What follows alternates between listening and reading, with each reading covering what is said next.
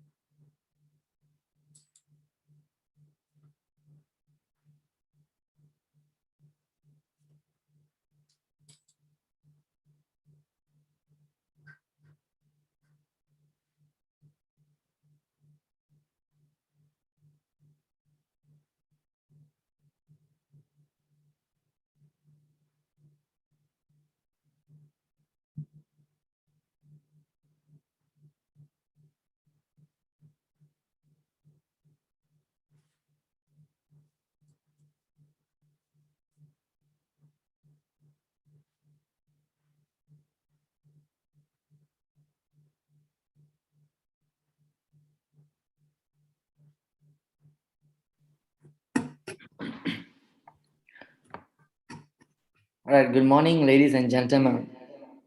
Welcome to Taylor's University School of Medicine Cervical Cancer Symposium 2021, entitled Towards a Cervical Cancer-Free Community.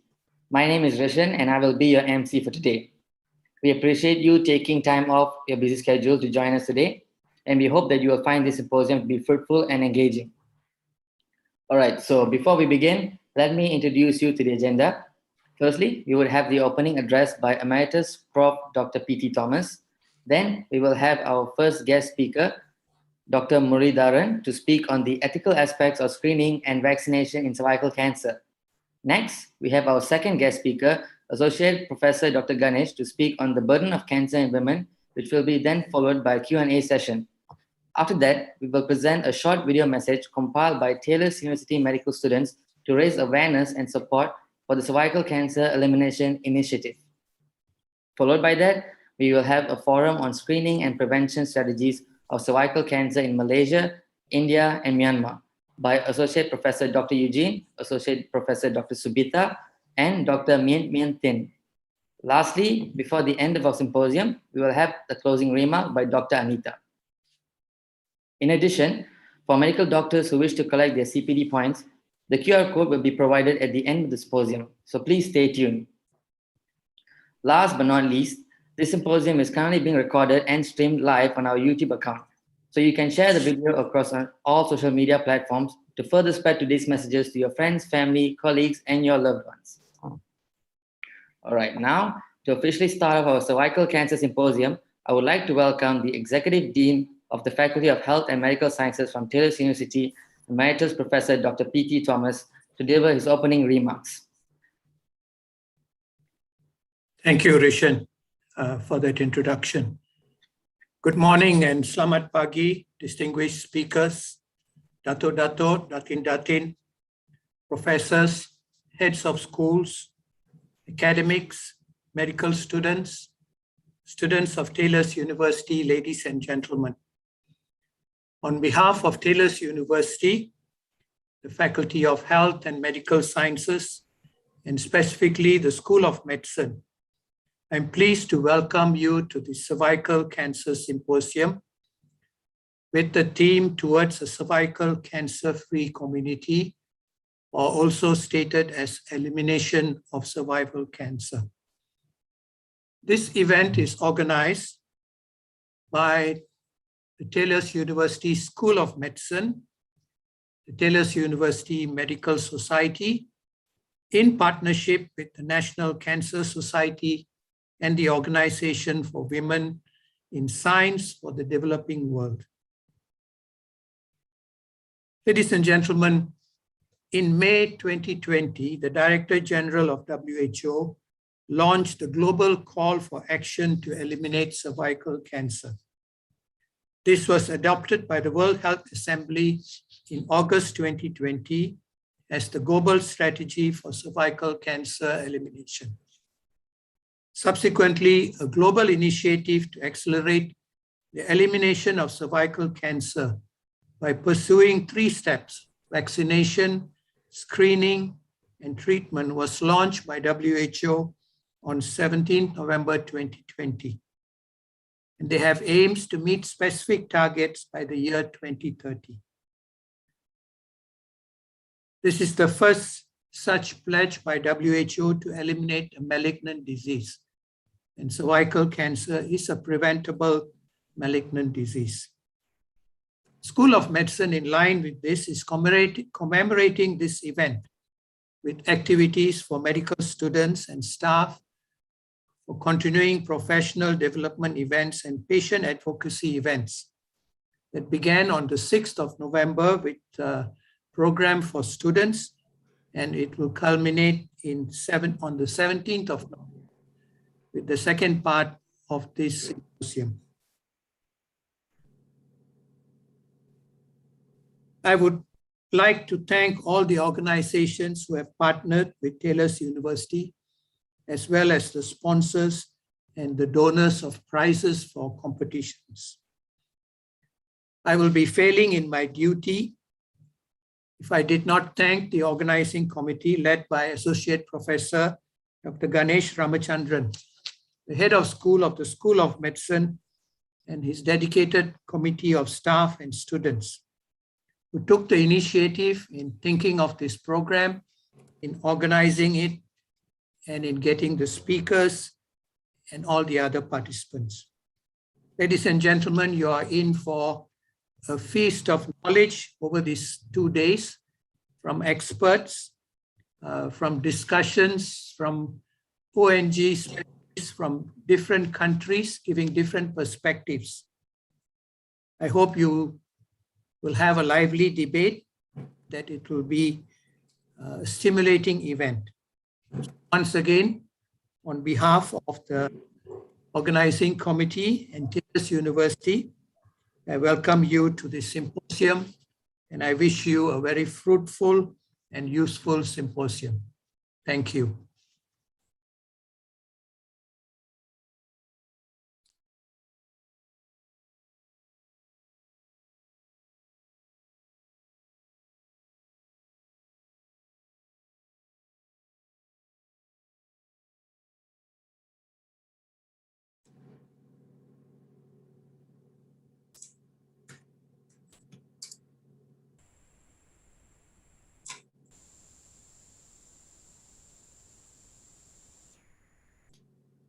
All right, thank you very much, Professor Dr. P.T. Thomas, for your opening remarks.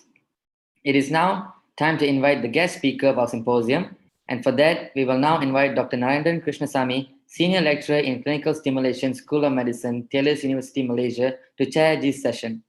Over to you, Dr. Naren. Thank you very much, Rizal, and good morning, everyone. I hope I am clear, loud and clear. Yes, Doctor, you're clear. Yes, thank you. First speaker for the day is Dr. Muralitharan Ganesalingam. Dr. Murali, as he is popularly known as, has served the Ministry of Health, Malaysia, in various capacities. He has been the President of Obstetrics and Gynaecological Services of Malaysia. He has headed the state's Obstetrical and Gynaecological Services Selangor. Apart from working various hospitals in Malaysia, towards the end of his career, he retired as a senior consultant, head of the Department of Obstetrics and Gynecology Hospital, Lampang, and currently he has joined IMU and he heads the department there.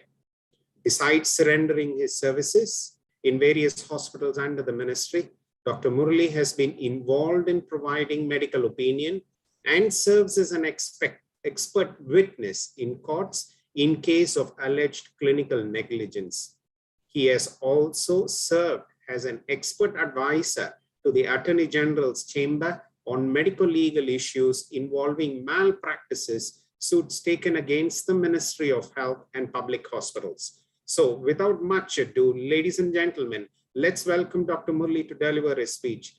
And over to you, Dr. Murali. Hi, good morning, and thank you for the kind introduction, Dr. Naren. I'd like to thank Prof.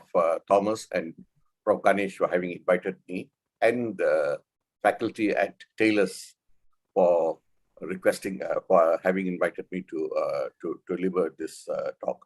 I think cervical cancer is something that's very important. I think cervical cancer is probably like as Prof. Thomas said earlier, is the first malignancy that we are really looking at to eradicate. Prof. Thomas mentioned something that was very important. The WHO in May 2020 came up with three things.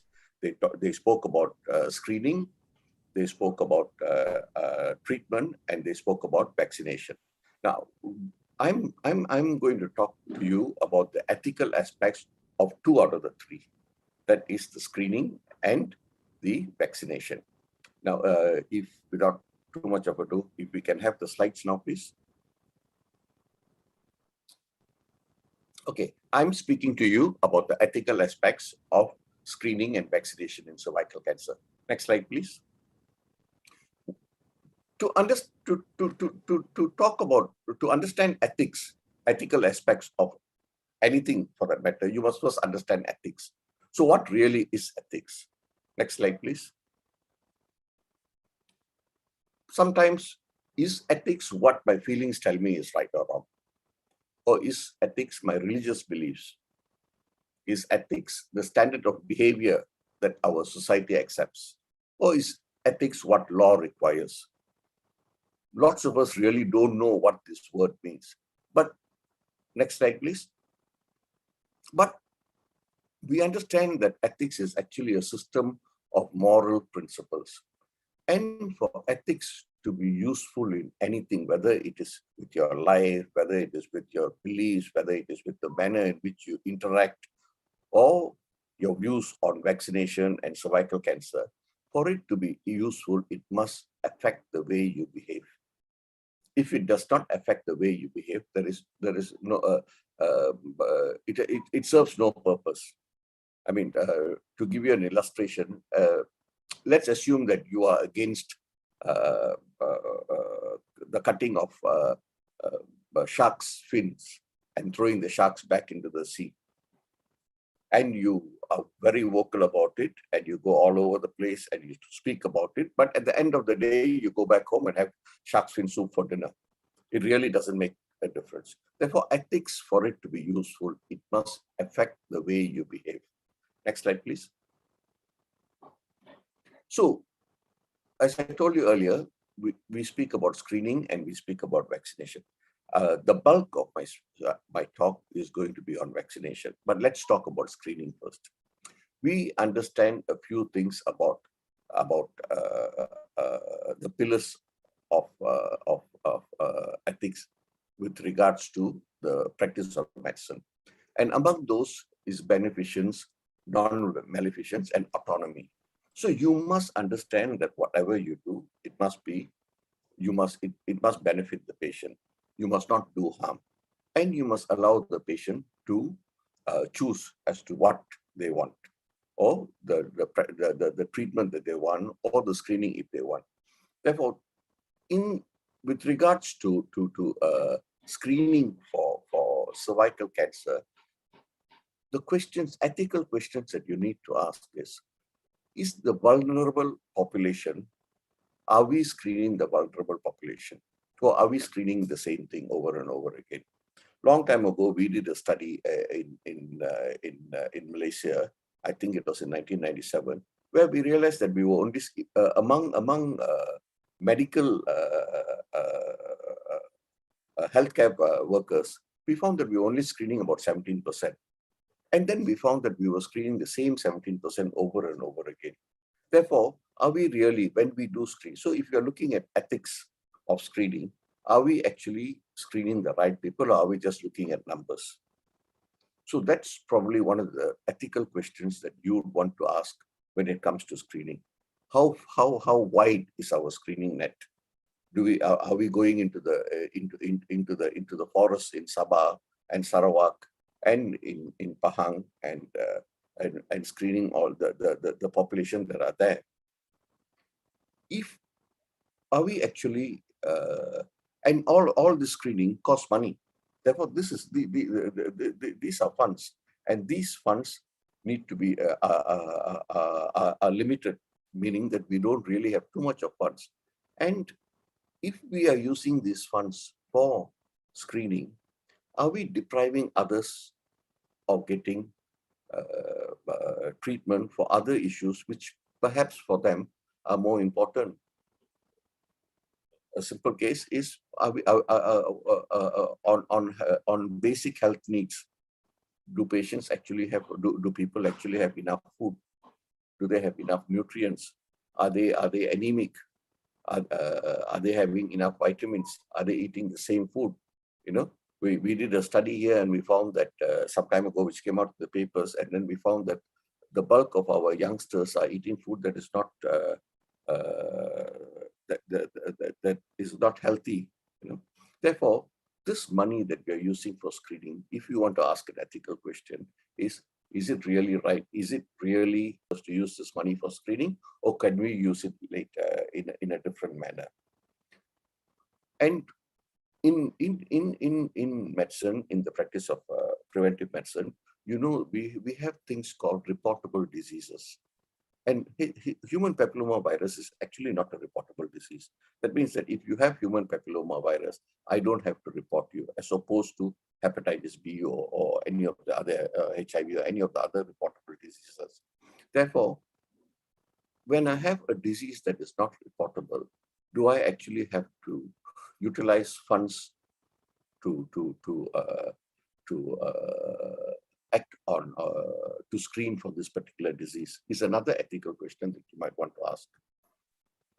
The third thing when it comes to screening is you'll find that a lot of this screening funding is also given by the manufacturers. Therefore, they have a vested interest in funding this, because at the end of the day, they're still going to make money. So are we still doing this because it is the important thing to do, or are we doing it simply because that we are receiving some funds and we are being, it's an industry-driven exercise? And the fourth, and perhaps from a clinician's perspective, which is very important, is overdiagnosis and the potential psychosocial effects and burdens for the population, for the patients.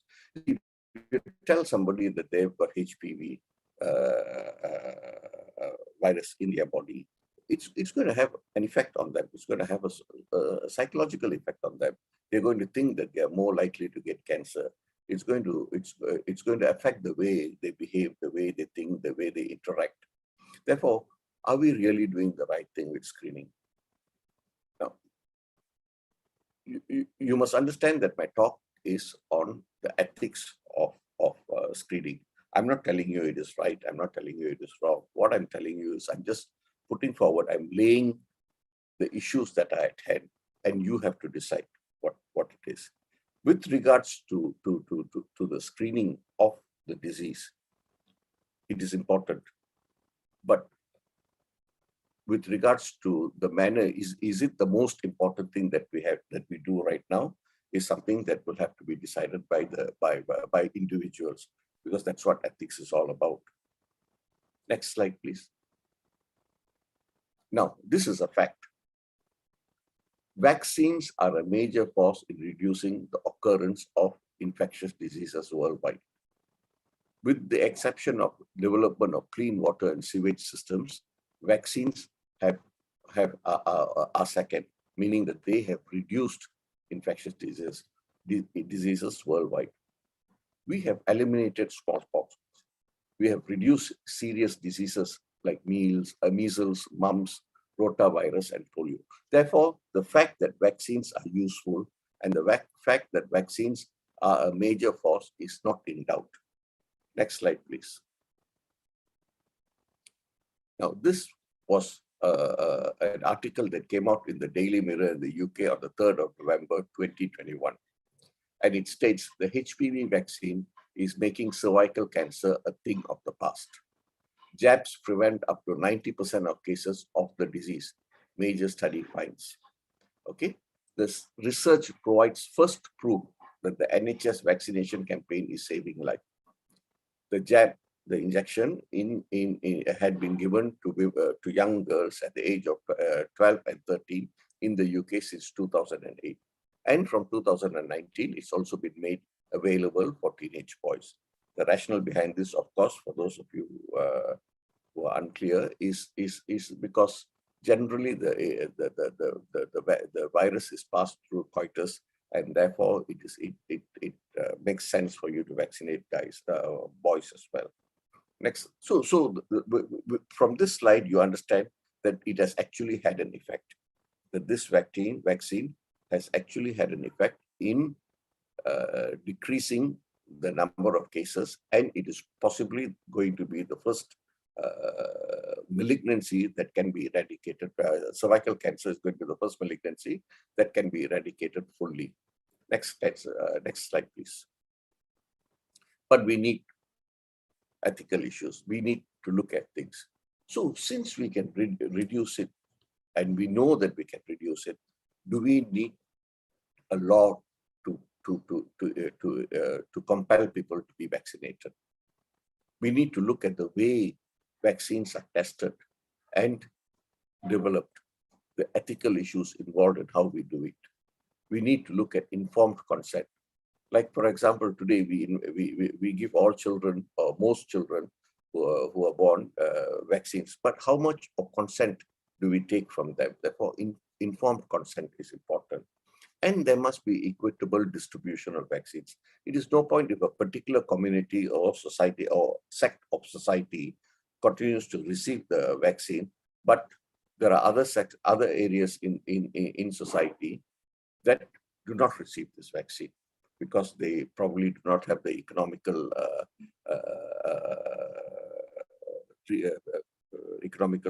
means of to obtain these vaccines. You must also remember that there are the medical industry or is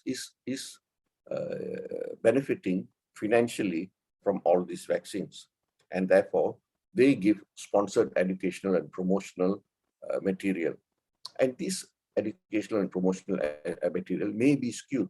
So are we looking at things? Is this ethical? They also have got forums by which they can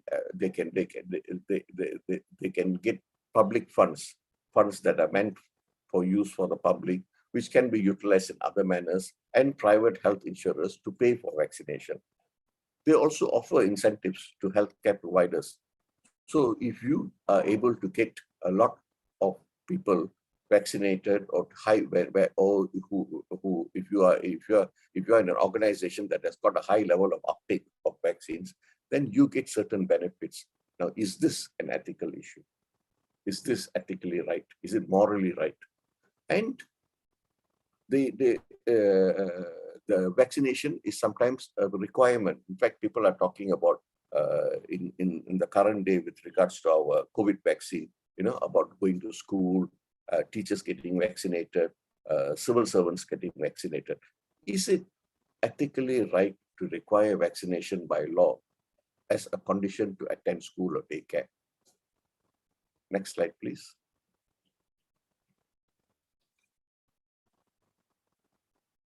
Now, this is probably one of the more important slides that I need to present, that I'm presenting today. And it starts with what Jacobson said in, I think in 2003, on real liberty.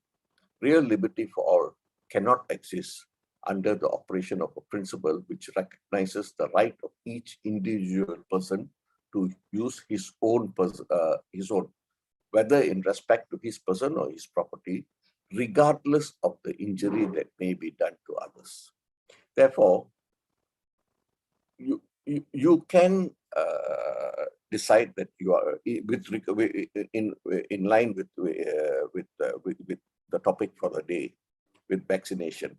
You may decide that you may not wish to be vaccinated, but if by not vaccinating yourself, if you are injuring others, then is this liberty? Can it be given? Most people, until today, the law is not very clear on this. The law in most countries, even from the first anti-vacciners in the late 19th century, they put in a conscious clause, meaning that yes, all of this, it is good for you to be vaccinated, but if you, for some reason, either because of religious concentration or because of your personal beliefs, decide that you would not like to be vaccinated, they leave it to your belief. But there are other things that you must take into consideration. The first is the harm principle. And the harm principle simply means that by you not vaccinating yourself, you are harming others. Because the disease, because of your actions, the disease can carry on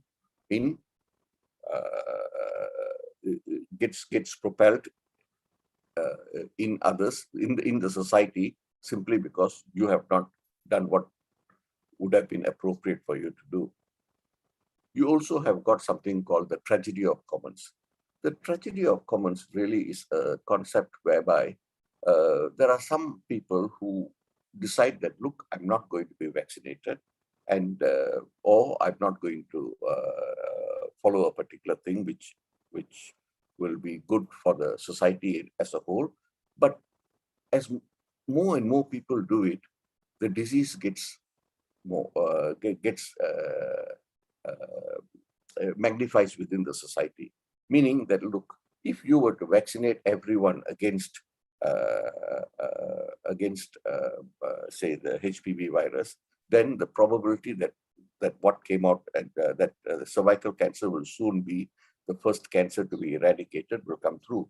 But if more and more people decide that, look, like most of them are already vaccinated, let me not vaccinate myself, then the opposite holds true. So that actually is what is meant by the tragedy of commons.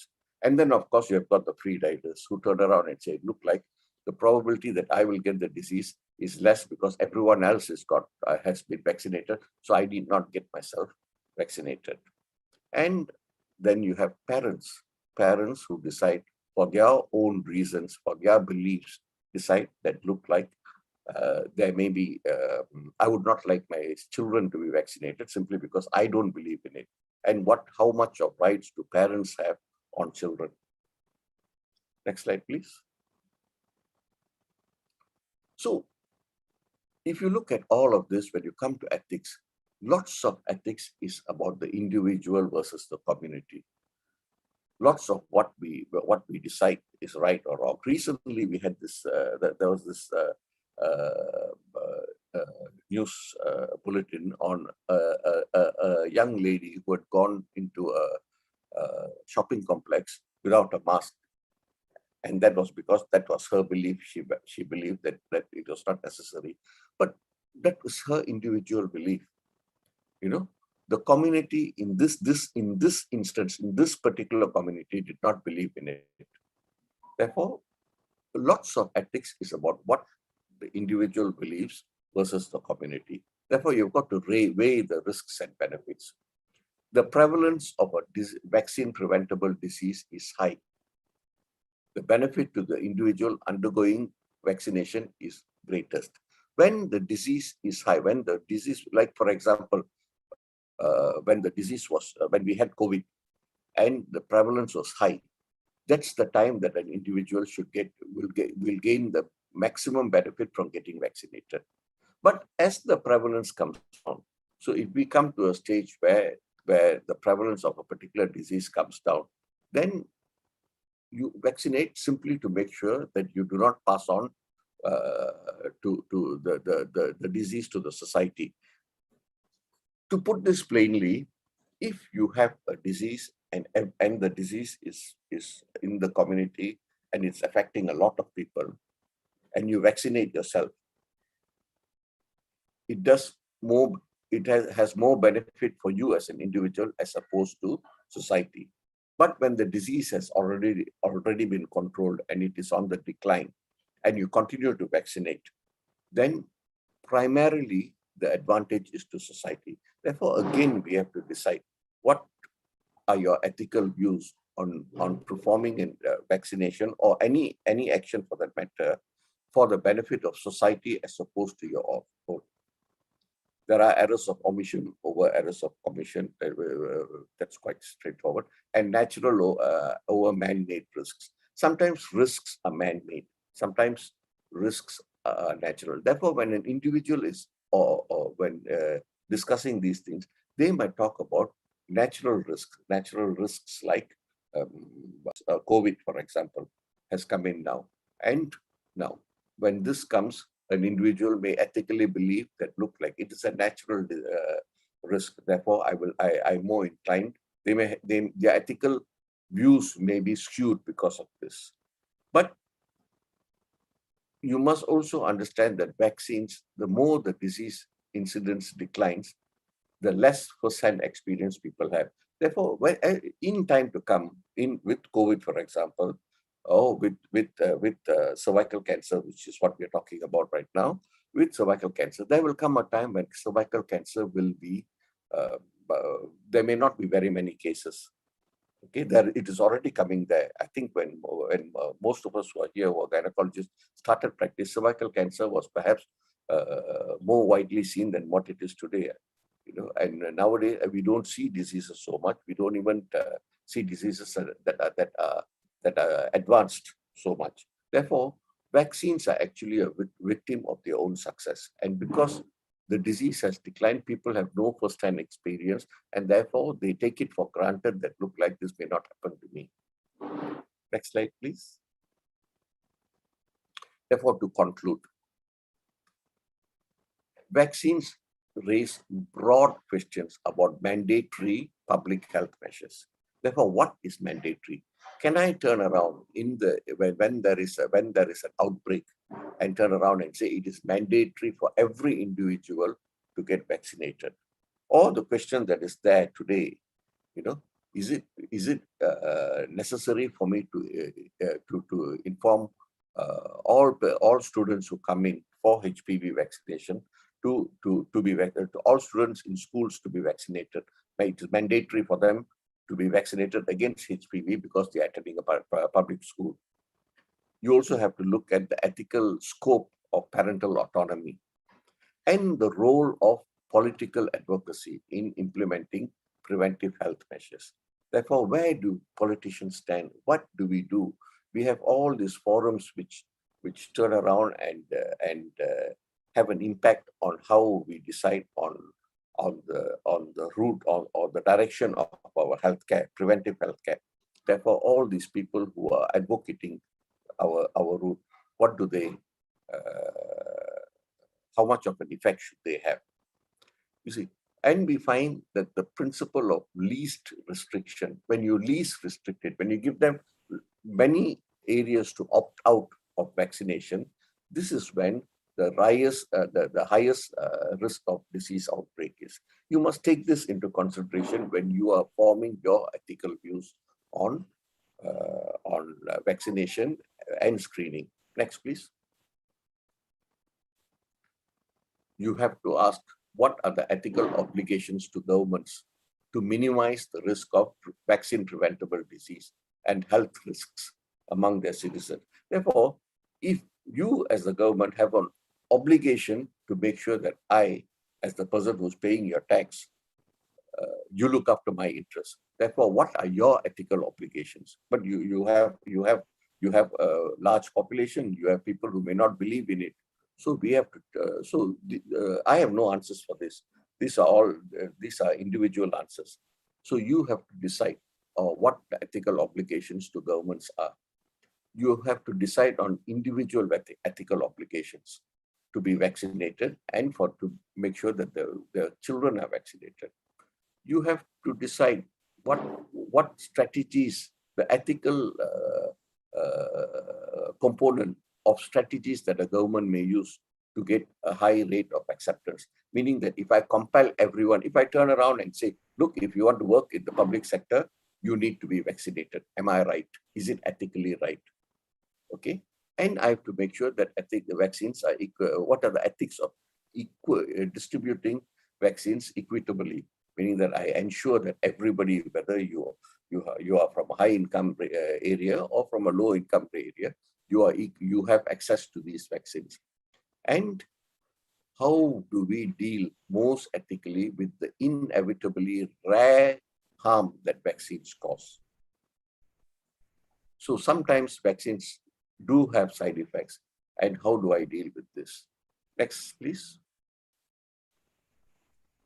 Religion. The right to practice religion, does it include the liberty to expose the community or the child to a communicable disease that may result in death? And the good of the community over individual. Where do we stand on this? Next slide, please. So this is my final slide. Like I told you, I've just written down or stated what I think are the ethical issues involved. I cannot persuade you, because we are talking about ethics. I cannot persuade you to take up a particular moral position, because that is not right. That is for you to think. You think, you critically analyze your position, you articulate, you are students, bulk of you here. And this is important in ensuring that you have the capacity to think critically, and more importantly, to articulate your position, to tell us or to tell the public, why you have taken up this particular position, and see how all this stands up against counter arguments. Thank you. Thank you very much, Prof. Murali. Thank you very much for the talk. It was nice that you took us through what exactly is ethics all about. Then you addressed what was screening, and you were able to link the 4 ethical principles to the concerns regarding the screening as well, which was insightful. Then you took us through components related to vaccination, where you shared about the facts of vaccination. You shared a little bit on the global trends, And you were able to share about the ethical issues related to the vaccination process as well, which include its preparation, the promotion drive, and finally you ended up individuals' response and benefits to vaccination and their responsibility to the community. Thank you very much for your talk, sir. That was insightful. And ladies and gentlemen, this was Dr. Murali. Give him a round of applause before we pass on to Charles. Thank you very much, sir. Yeah, thank you.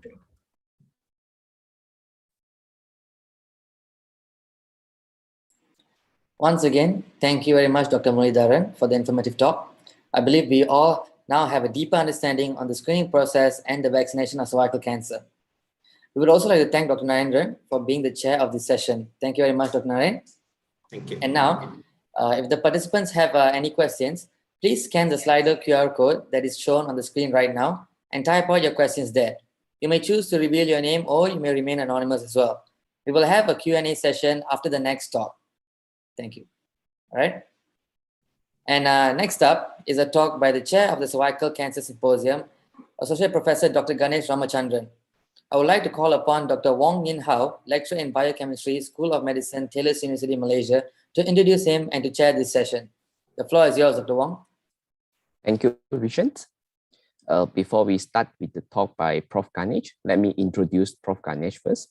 So Associate Professor Dr. Ganesh Ramachandran is a consultant obstetrician and gynecologist. He is also the fellow of the Royal College of Obstetricians and Gynecologists, London. Prof. Ganesh received the certifications in Medical and Health Sciences Education from the Bao Institute of Medical and Health Sciences Education, the Ka-Shing Faculty of Medicine, University of Hong Kong. Prof. Ganesh's area of interest including antenatal care, menopause management, office gynecology, competency-based medical education, leadership and professionalism in medical and health professions. Prof. Ganesh has been holding various administration positions other than his clinical duties, and currently Prof. Ganesh is the head of School of Medicine, Taylor University. Prof. Ganesh will be speaking about the burden of cancer in women this morning. So let us welcome Prof. Ganesh. And Prof. Ganesh, the floor is yours. Thank you. Thank you very much for the kind introduction, Dr. Wong. Can I request my slides to be shared, please? Thanks, Jaydev. Okay. Thank you very much for attending today's session. And my talk today is about the burden of cancer in women. Can I move to the next slide, please? I start with a quote from a rather irreverent stand-up comedian and social critic by the name of George Carlin, who said that if you live long enough, sooner or later, everybody you know has cancer. And I think that is true because as life expectancy increases, it is inevitable that we fall prey to some illnesses. And one of the illnesses that is particularly associated with an aging population is cancer. And if we look at the burden of cancer, not just in women, but if we look at it in both men and women, cancer is a leading cause of death worldwide. If we look at the number of cancer deaths, about 48% of cancer deaths are in women and about 52% in men. So it's roughly the same. The burden of the disease is increasing due to an aging population and increased life expectancy. And unfortunately, like many things in the world today, the impact of this condition and its effects are mainly on the lower and middle income countries. Next slide. And why is it that lower and middle income countries are particularly affected? I think this is like something like double jeopardy. Over the last 10, 15 or 20 years, life expectancy in the lower and middle income countries has improved tremendously due to various public health initiatives. We have managed to provide safe water. We have managed to have safe disposal of sewage. We have had vaccination against communicable diseases. So all this has resulted in an increased life expectancy. There has also been an increase in income, and with that, it has also translated to better social conditions. But with that also comes changes in behavior. For example, the burden of tobacco abuse is particularly high in lower and middle income countries as compared to the developed world. Physical inactivity is a big issue, particularly in our part of the world. And you know that Malaysia has the highest rates of obesity in the ASEAN community. So physical inactivity, obesity, and changes in reproductive patterns. We have smaller families, and we also put off having children to a later age. And all this has an impact on the numbers as well as the way diseases manifest themselves. So this results in changes in morbidity and mortality, the effect of the disease, not really just death alone, but also the disabilities associated with the disease, the economic cost of treating the disease, as well as the loss of income because you are unable to work, and the cost to the family and society, which is not just monetary, but intangible costs in terms of support, in terms of mental health, in terms of coping mechanisms, and respite care. Next slide, please. In the higher income countries, you have an increased number of cases. And because there is an increased number of cases, the cost of care is an issue and the cost of follow-up in the issue. In the lower income countries, you are seeing an increased number of cases, and there is a effect on care as well as follow-up. But we also have an additional cost for issues of screening and prevention. And that was alluded to by Dr. Murali when he spoke about what we need to do with the money that we have. If we direct money towards one particular disease, then another disease is affected or is deprived of funds for screening, treatment, and prevention. So the cost of treatment and follow-up for cancer or for any other disease for that matter is increasing every day. And this has a major impact for lower and middle income countries. And finally, we have issues of health infrastructure. For example, a cervical screening program requires hospitals or clinics, requires trained staff, requires people who can train staff who can take the smears or the specimens, train staff who can interpret them, as well as trained staff who can then provide the treatment that is necessary. And this is sometimes a burden and a struggle for lower and middle income countries. Next slide, please. If we look at the leading causes of death among women worldwide, cardiovascular disease and malignancy are the two biggest causes of mortality. The other three are infectious and parasitic diseases, respiratory diseases, and respiratory infections. If we look at our part of the world, cardiovascular disease is the leading cause of death, followed by infections and respiratory disease, but malignancy is also in one of the big five. So basically, whichever part of the world we are looking at, we find that non-communicable diseases are leading causes of mortality and morbidity. Next slide, please. Now, this is an interesting paper, and I would urge everybody to have a look at it. These are the cancer figures from GloboCan 2020 and the International Agency for Research on Cancer, IARC. And in 2020, there were 19.3 million new cancer cases with about 10 million cancer deaths. And if we look at breast cancer and cervical cancer, and the reason why I choose these two are because these are cancers that are potentially preventable because you have good screening methods And in the case of cervical cancer, you even have a vaccine. The death rates in lower and middle income countries is much higher than in higher income countries.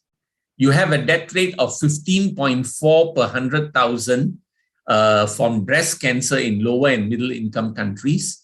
And you have a death rate of 12.4 per 100,000 for cervical cancer in lower and middle income countries.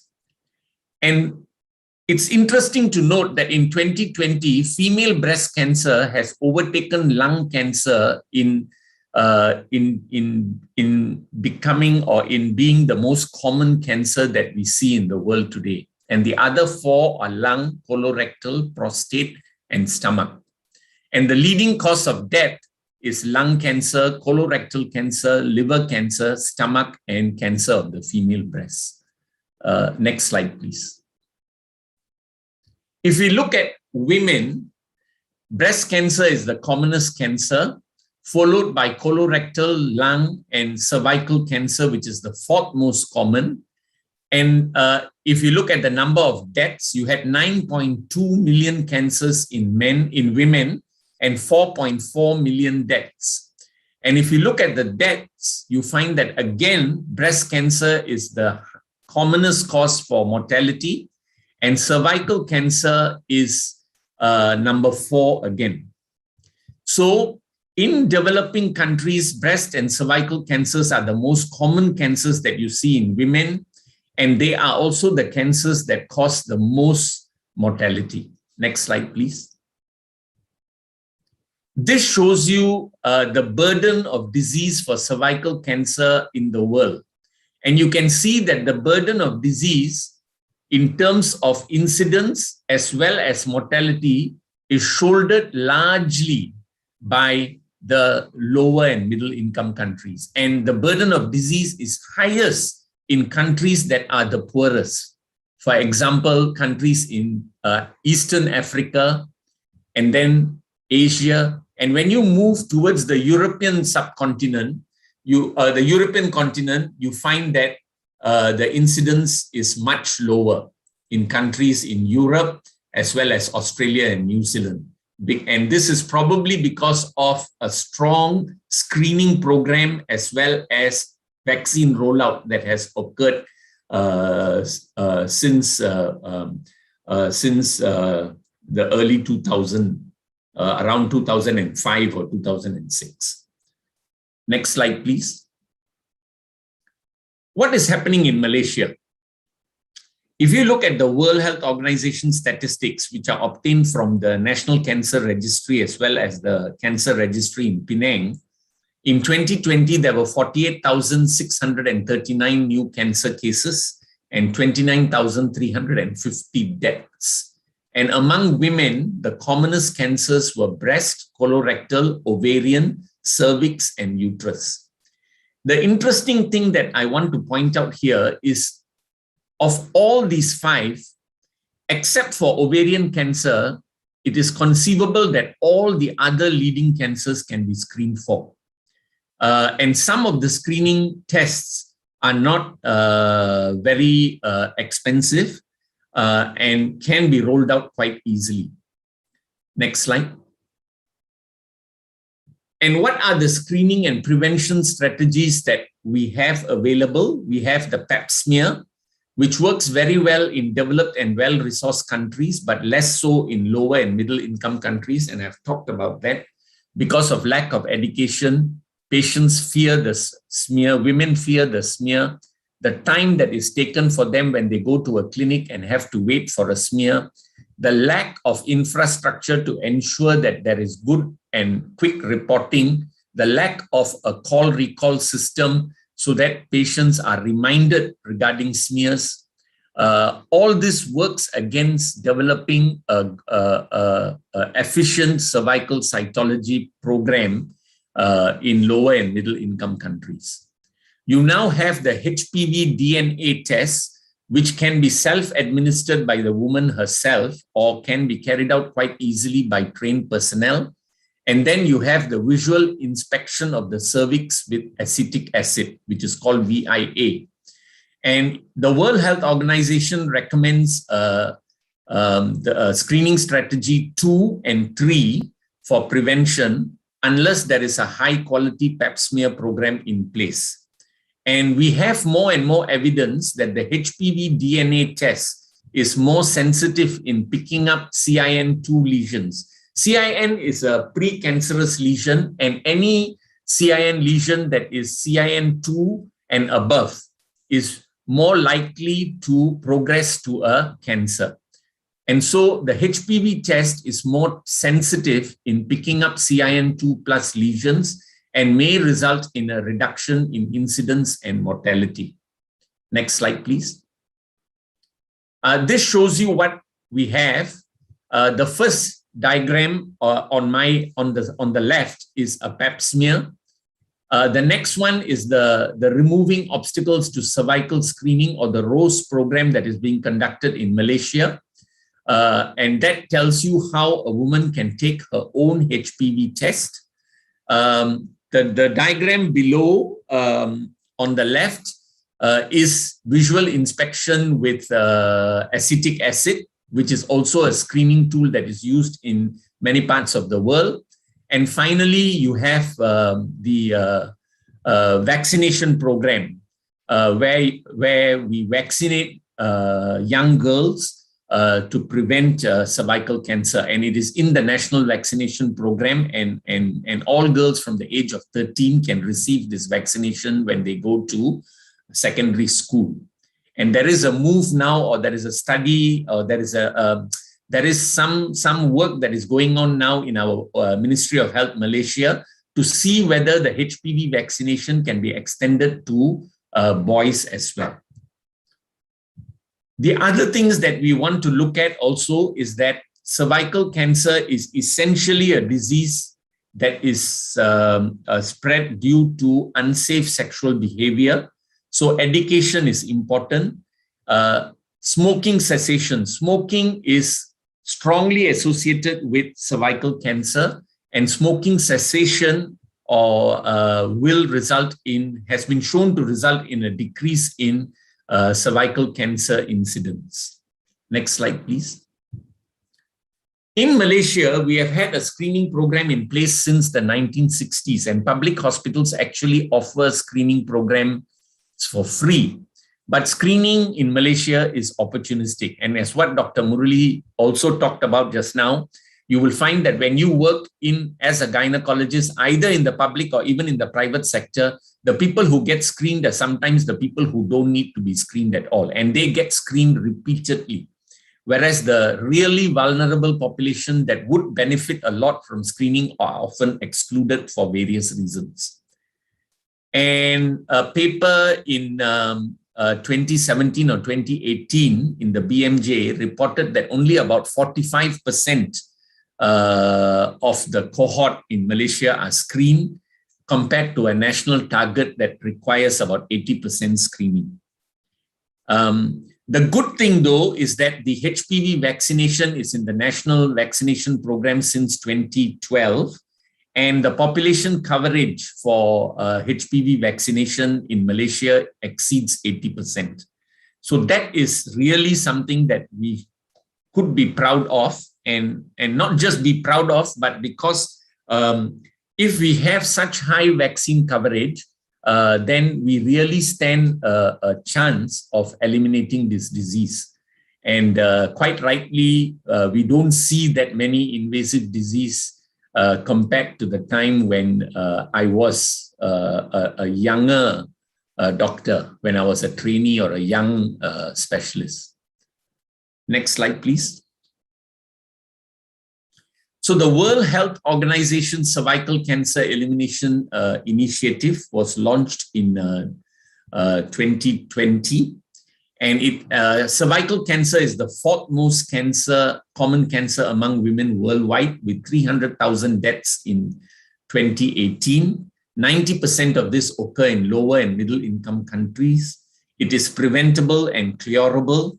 And the World Cervical Cancer Elimination Initiative has the 90-70-90 target, where we expect 90% vaccination, 70% of women being screened, and 70% of pre-cancers and invasive cancers being treated by 2030, with the aim to eliminate the disease by the next century.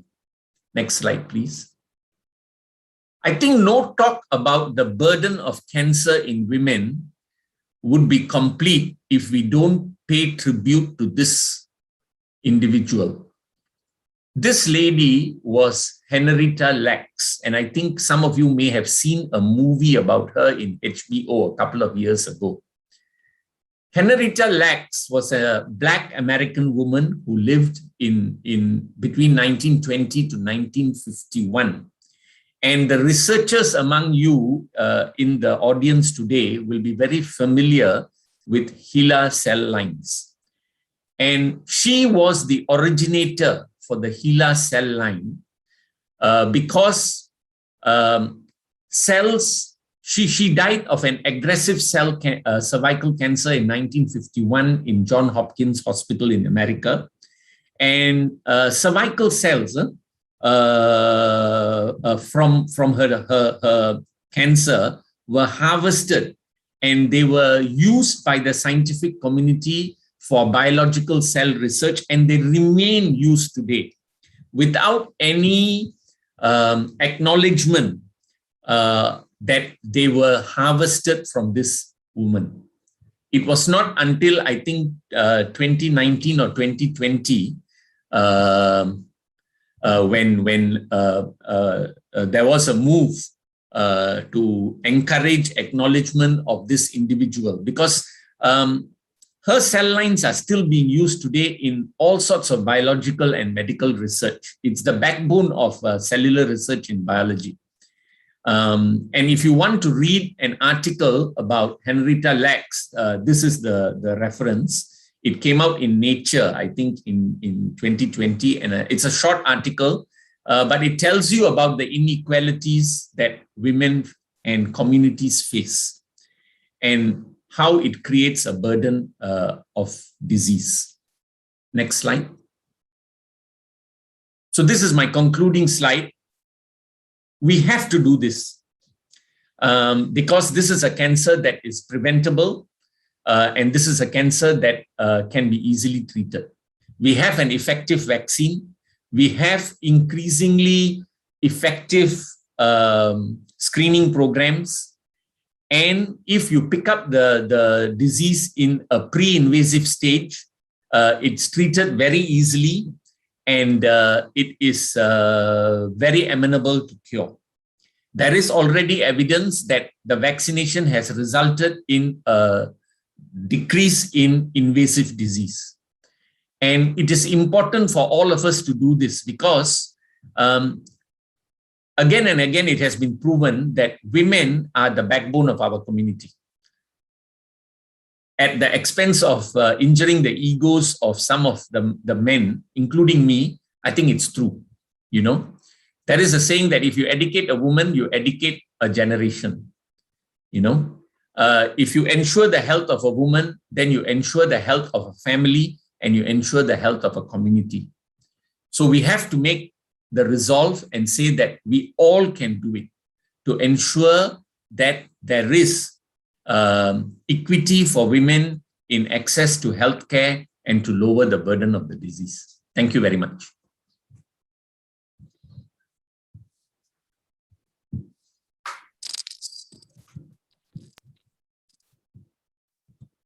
Thank you so much, Prof. Ganesh, for the very insightful talk covering the cancer incidence in women, especially those in the low and medium income country, and covering the screening of the cervical cancer, which is one of the most common cancer in women.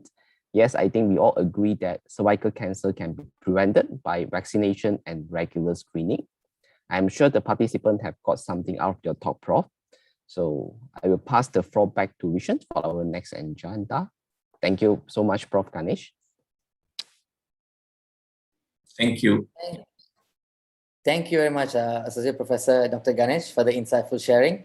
We have learned so much about the burden of cancer in women. And also thank you, Dr. Wong, for being the chair of the session. Now, I'm sure everyone has many questions to ask after the interesting talks by both our speakers. And with that, we will go ahead to our Q&A session.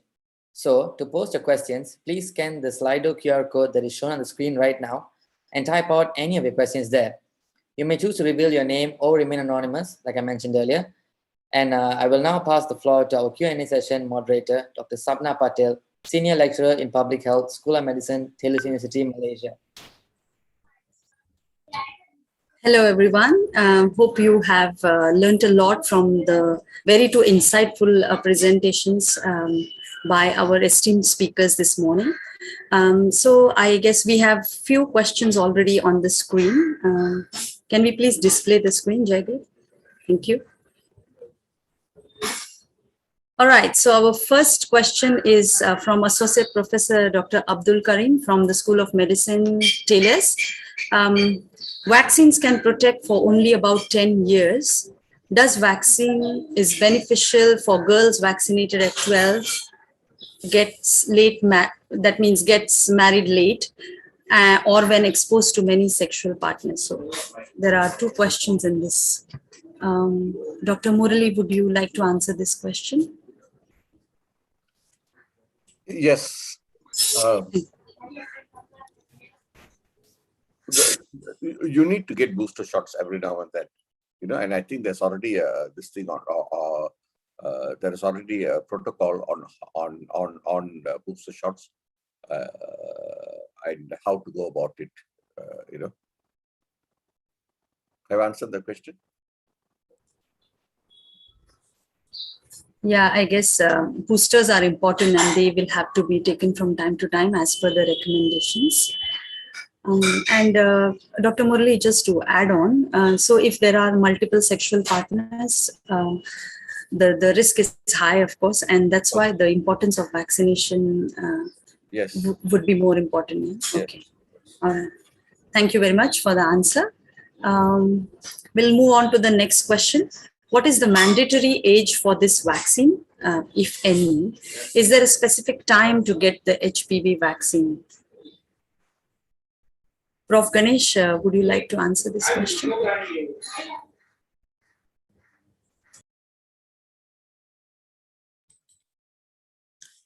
If you look at practice across the world, and if you look at the work that has been done, the vaccine can be given after the age of 9.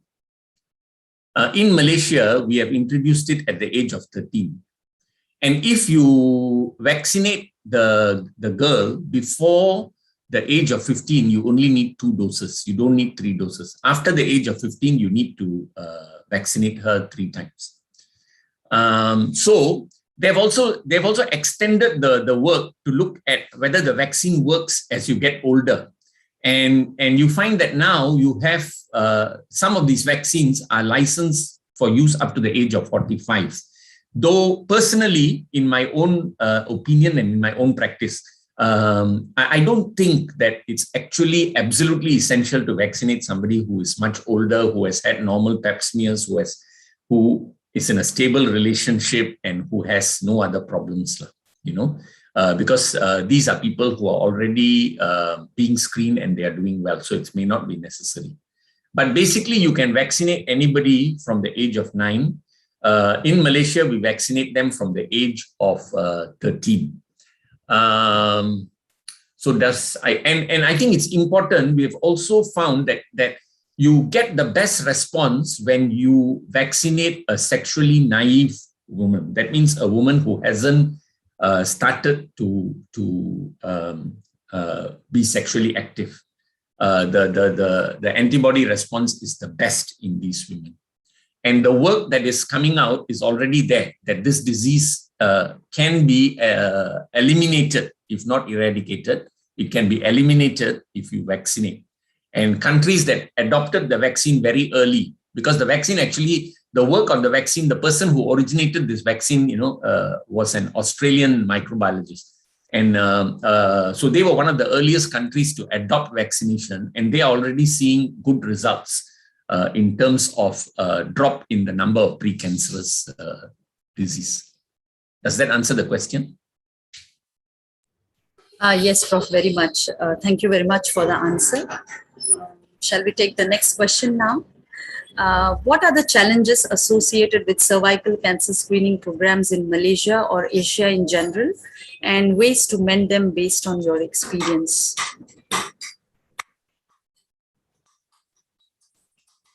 Do you want me to take this or Murali? Yeah, Prof, please go ahead. Okay, maybe I can start and then Dr. Murali can add because I think he also has a lot of experience with this. I think the question was somewhat answered by Murali. It's my strong belief that the people who get screened are the people who least need to be screened.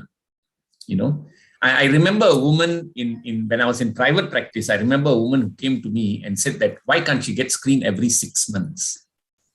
You know, because they think that by screening themselves every 6 months they are going to prevent cancer. But you have to sit down and talk to them and tell them that there is no point in doing that. Okay. The problem with screening in Malaysia or Asia in general is, number one, education. People are not, there's not enough information out there about why you need to be screened. People are scared of the smear, you know. They think that it's painful. They think that it will harm them, that, they are scared of the diagnosis. They worry about what will happen if the smear is positive. And you need to really go out and educate women out there that if you pick it up early, treatment is very easy. The second thing is in Malaysia and Asia, and I think also now increasingly in other parts of the world, women may sometimes not want to don't come for screening because they want to be screened by a woman health practitioner or a woman health professional. So empowering not necessarily doctors, but nurses can do the smears, And I think that's one of the things that has happened in the West, because you don't need to see a doctor to get a smear. A nurse can do it for you. And that is acceptable for a lot of women. You've got to make the waiting time less. You have to have systems in place to report the smears and then get it back to the person in a timely manner. And for all that, you need money. You need trained personnel. You need to invest in money. You need to invest money in processes, training, equipment to make this all work. Okay, so I think those are some of the things that cause the problem. And I think the answer for Malaysia is could be the HPV self-screening test, because the woman can do it on her own and then send it to a healthcare professional for interpretation. Perhaps Dr. Murali may want to add on to this. Yeah, I think Dr. Ganesh has already stated everything that there is. The important thing to remember is that when you have a screening test, your end result cannot be the number of tests that you have done. The end result has to be the population that you have tested. Therefore, you can stay in KL and test everybody in your vicinity every year and get the numbers. But it doesn't serve the purpose, because the people who are in the outskirts, say for example, in the peripheries, they've not been tested. So you're testing the same people over and over again. I think that's been stated already. So that is important. So how we look at the end results is important. Now, when I was with the Ministry of Health, lots of the time, the issue was always that we were looking at numbers of tests that we do. Numbers of tests that we do is of no relevance if we are testing the same people. The rest of it, I think Dr. Ganesh has already stated, so I'll just be repeating myself. Thank you, Dr. Ganesh and Dr. Murali, for that elaborate answer.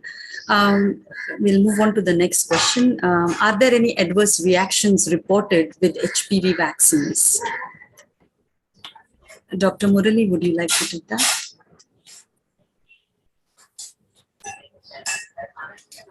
Yes, you see, all vaccines are trying to get an immune response out of you. Therefore, just like any other vaccine, you will have the usual side effects of vaccines, such as like fever, malaise, general body ache, swelling, redness, and all of this. rarely you may have a reaction towards one of the components in the vaccine. Normally it's one of those additives that we put in to ensure that the vaccine can be preserved. So yes, you can get, and these are the main side effects that we get. General malaise, and it is generally similar to all vaccines. Yeah, thank you, Dr. Murali. The next question, actually, I think Dr. Ganesh has already answered about the effectiveness of the vaccine if an individual has had sexual activity. So we know by now that if sexual activity has already been initiated, the effectiveness will be lower as compared to before it. Yeah. So let's go on to the next. Yeah, this is a question wherein an opinion is asked. Do you think that in Malaysia, the cervical cancer vaccination program is adequately funded by the government?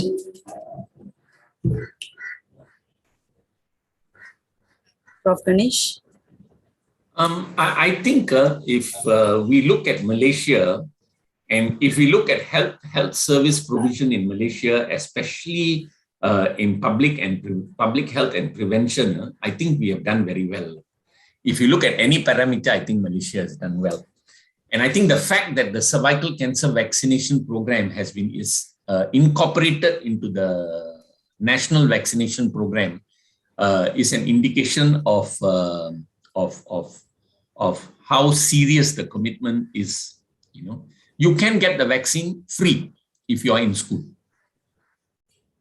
And I think you also initially they even had catch-up vaccines for those who had missed the 13-year-old gap, and so I think it's adequately funded, and I think maybe Murali can add on because he has a lot of experience in the public sector, but I don't think he will disagree with me. Yeah. Yes, I agree with that. Yeah, it's adequately funded. We have quite a large program, and you see we have the proof. Our numbers have come down. Therefore, at the end of the program is working. Thank you, Prof. Ganesh and Dr. Murali. We just have now time for one question, maybe. Let's take that. How does one convince family members about the safety of the vaccine? So Prof. Ganesh already mentioned about educating people about screening. So similarly, maybe about vaccines, so family members. So how do we convince? That's the question.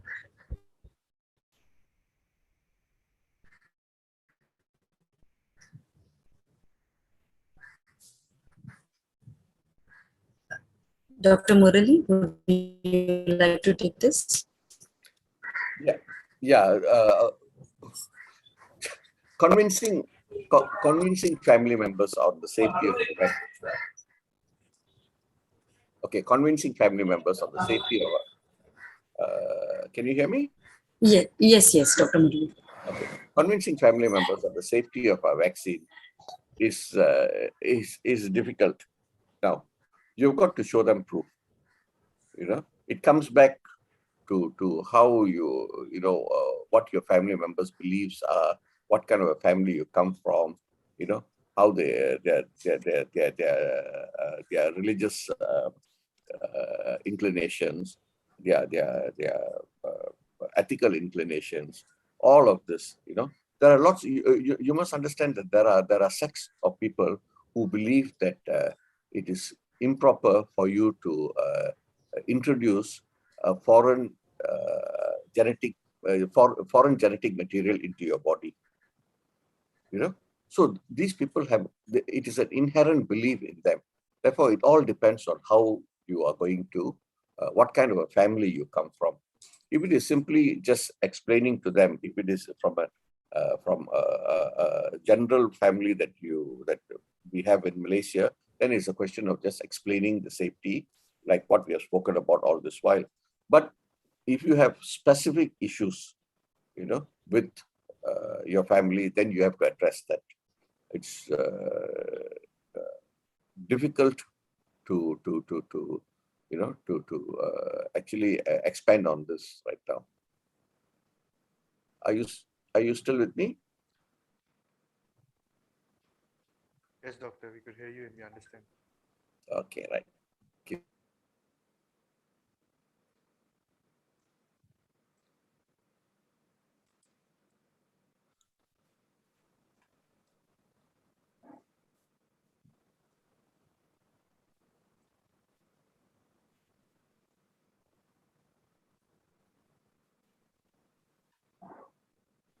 All right, then. I would like to thank everyone for your active participation. And I would also like to thank Dr. Sabna for moderating this Q&A session. All right, now we will watch a video prepared by Taylor's University medical students to raise awareness and support for the Cervical Cancer Elimination Initiative.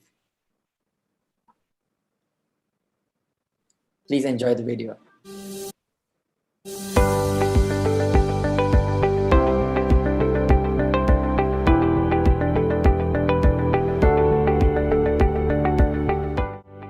Cervical cancer is the growth of a mass at the neck of the cervix. Although it is preventable, it is still the fourth most common cancer among women. Most women are at risk for cervical cancer, and it occurs most often in those over the age of 30. In 2018, an estimated 570,000 women were diagnosed with cervical cancer worldwide, and there were about 311,000 deaths. Nearly 90% of deaths in 2018 occurred in low and middle income countries where the burden of cervical cancer is the greatest. And this is due to limited access to public health services and the lack of implementation of screening and treatment. The major risk factor of cervical cancer is HPV infection. Almost all cervical cancer cases are linked to an infection of high-risk HPV. Other risk factors include using birth control pills for more than 5 years, 3 or more full-term pregnancies, tobacco smoking, having several sexual partners, having a weakened immune system, HIV infection, and other sexually transmitted infections.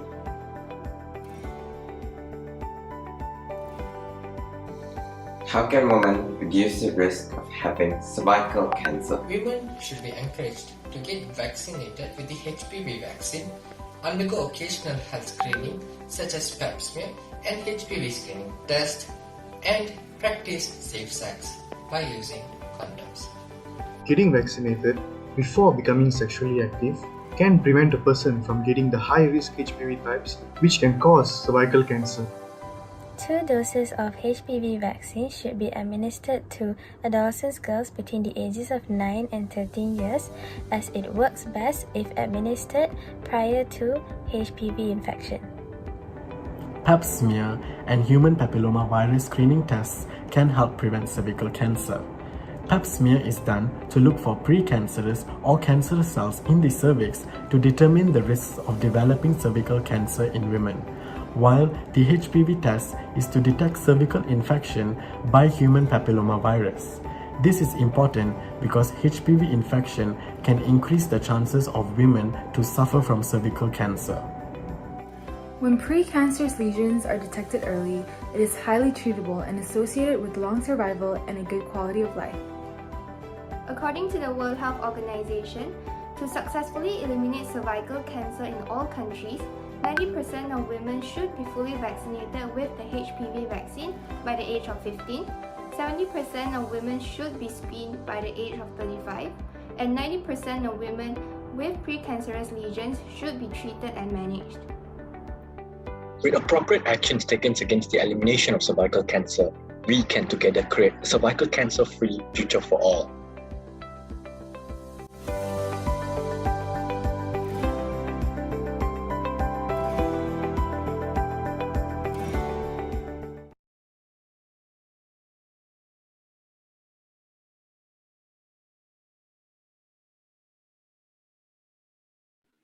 I hope everyone enjoyed the video. Isn't it great to see medical students spread the awareness of cervical cancer, right? All right, I'm sure we all have learned something new from this. And we would like to hear something from you as well. So there will be a few questions on a poll on the screen soon. And please do help us answer these questions.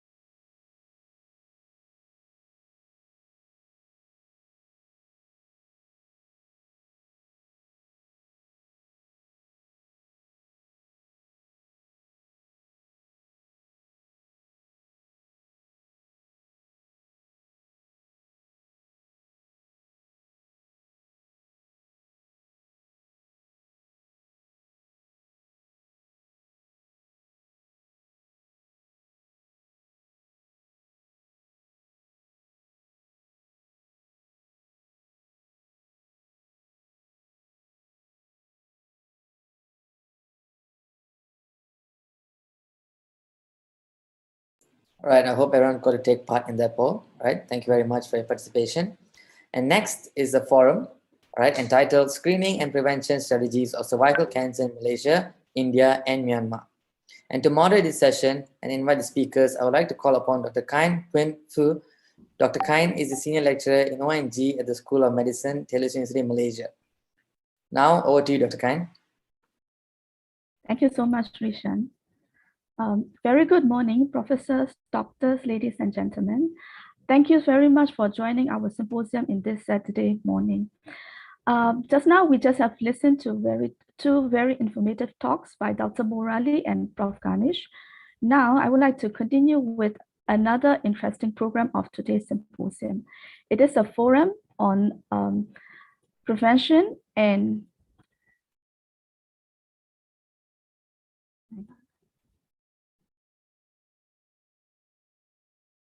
yes.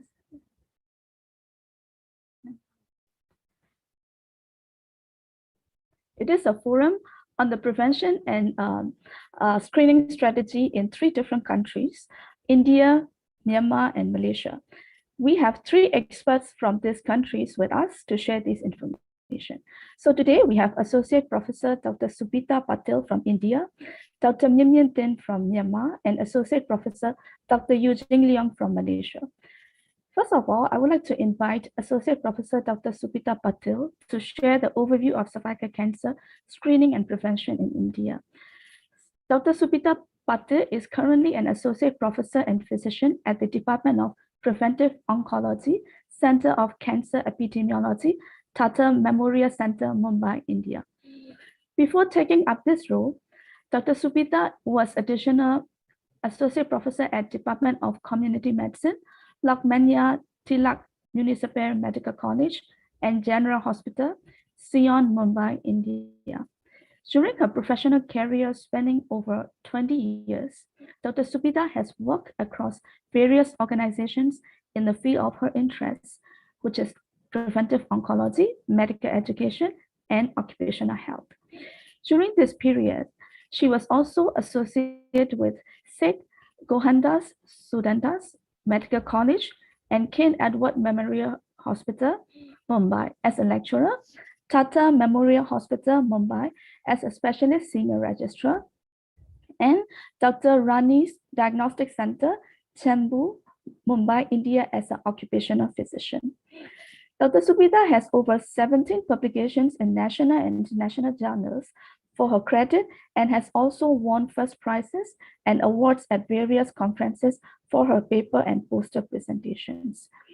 In addition, she holds MD in community medicine and has completed courses in hospital administration, industrial health, medical legal systems, and she has earned fellowship in Foundation for Advancement of International Medical Education and Research.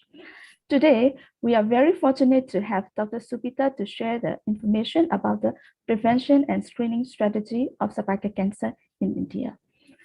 Thanks, Dr. Subita. The floor is yours. Thank you. Thank you, Dr. Thinn. Can I request to share my slides?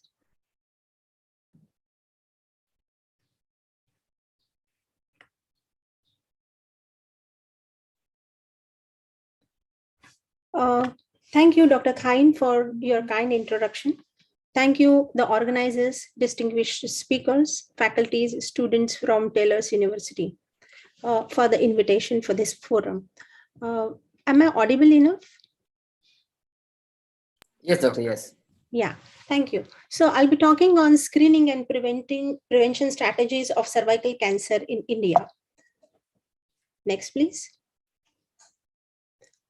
These are the things which I'll be covering in today's talk. Next. So 1/5 of the global burden and 25% of the global deaths due to cervical cancer that take place in India. The current age standardized incidence ratio is 22 per 1 lakh women per year. And currently it is the second most common cancer among the women between the age group of 15 to 44 years.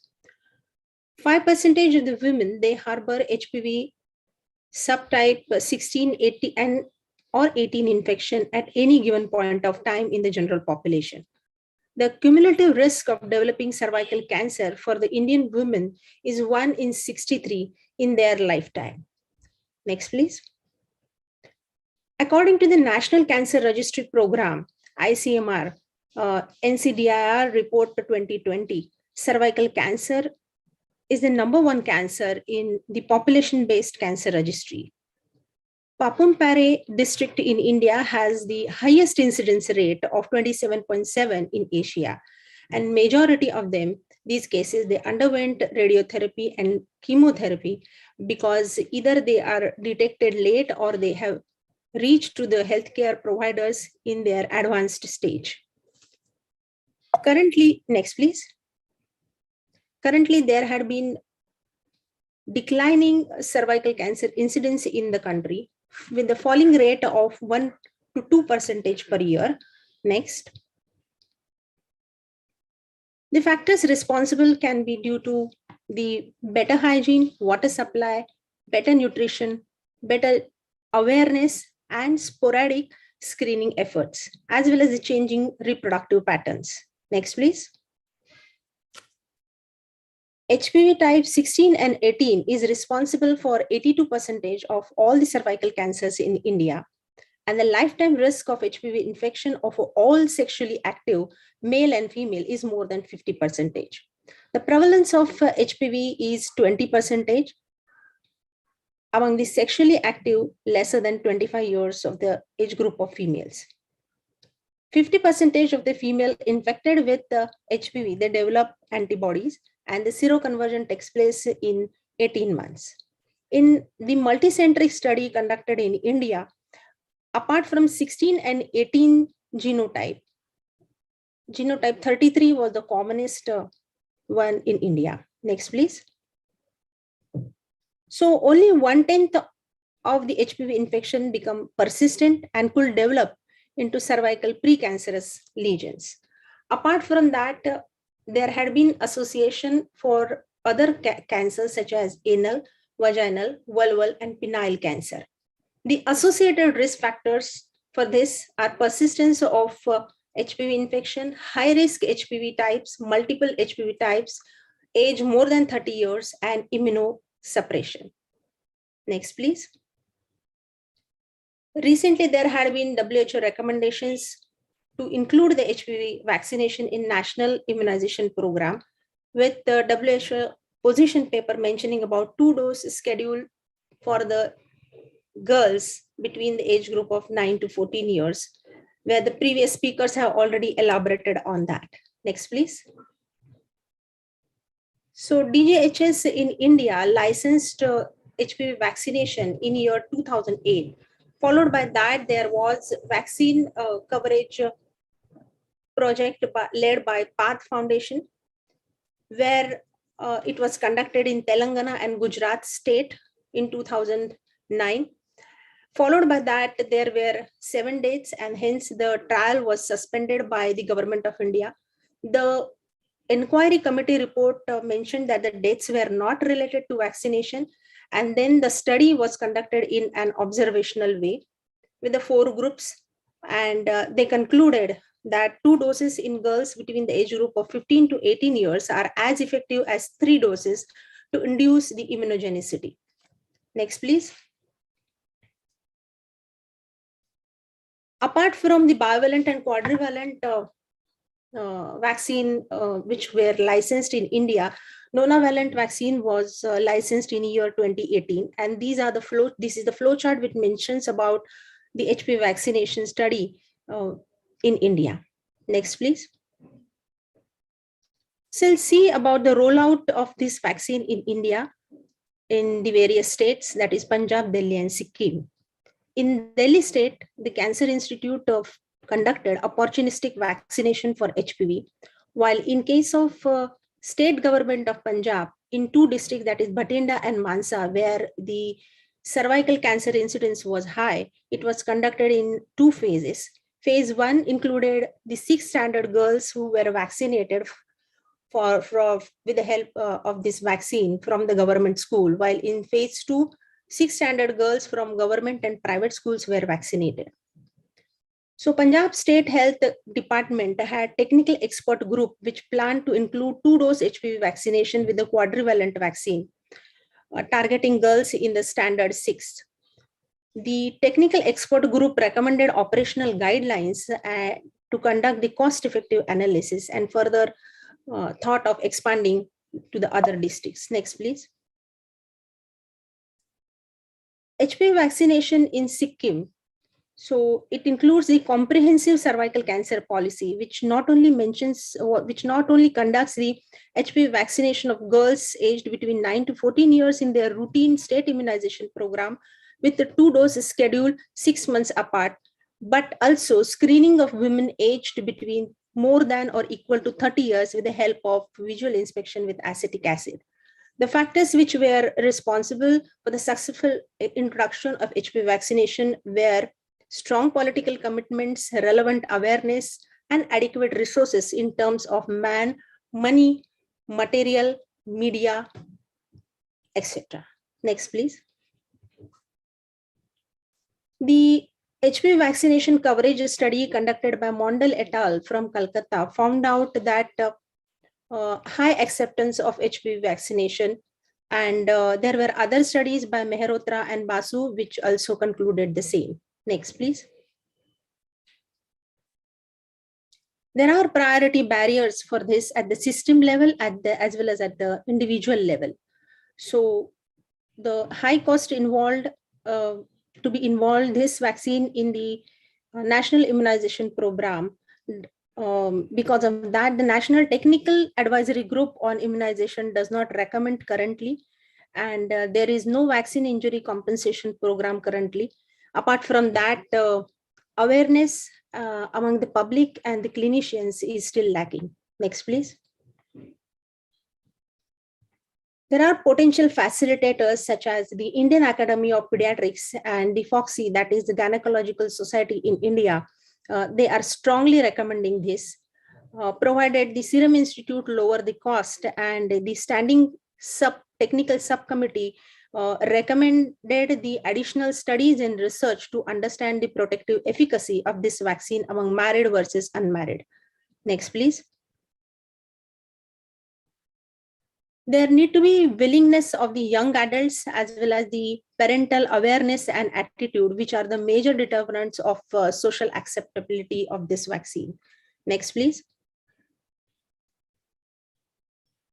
Apart from that, this vaccine is not currently licensed for boys in India and in budding stage. And this HPV vaccine in National Immunization Program to be included is under evaluation with the National Technical Advisory Group on Immunization, which is an apex body to decide the introduction in India. Next, please. So with this, the screening, cervical cancer screening is an important strategy in India. And one can consider HPV test as a primary screening test, and if found positive, can triage with the cytology in women. There are various screening tests available which can be organized in a cervical cancer screening program. Next, please. So screening program should be affordable, acceptable, accessible, accurate, and organized with availability of adequate infrastructure and trained human resources. Along with that, there should be a program information system supported by the database and linkages. For cancer registration, mortality registers, and health insurance database is important for monitoring and evaluation. With this, there are current studies on HPV being conducted, which I have mentioned here on the slide, which are being conducted in our institute. Next, please. So the current coverage of cervical cancer screening at the national level for the women, adult women between the age group of 30 to 49 years who have ever undergone screening test for cervical cancer is 5% according to the National Family Health Survey 5 conducted during 2019 and 2020. Next, please. These are the various screening tests available for cervical cancer. Next, please. I'll be talking on the visual inspection with acetic acid. Diluted acetic acid 5% is diluted acetic acid freshly prepared causes coagulation of proteins on the surface epithelium that appears as a white patch. Normal cervical epithelium does not become white as it contains very little protein to be coagulated, while in case of precancerous lesions of cervix, it contains more amount of protein and gets coagulated by acetic acid, giving it as white appearance. We can see here, this is the cervix before application of acetic acid, and this is the acid to white change 1 minute after the application of acetic acid. These are the preparations which are needed for the examination. Next, please. Well, the strengths of this test is it is a simple, easy to learn approach, low startup and sustaining costs. Many types of the healthcare providers can perform this. The results are immediately available and requires only one visit. Next, please. Next. So here I have mentioned about how to prepare the 5% diluted acetic acid.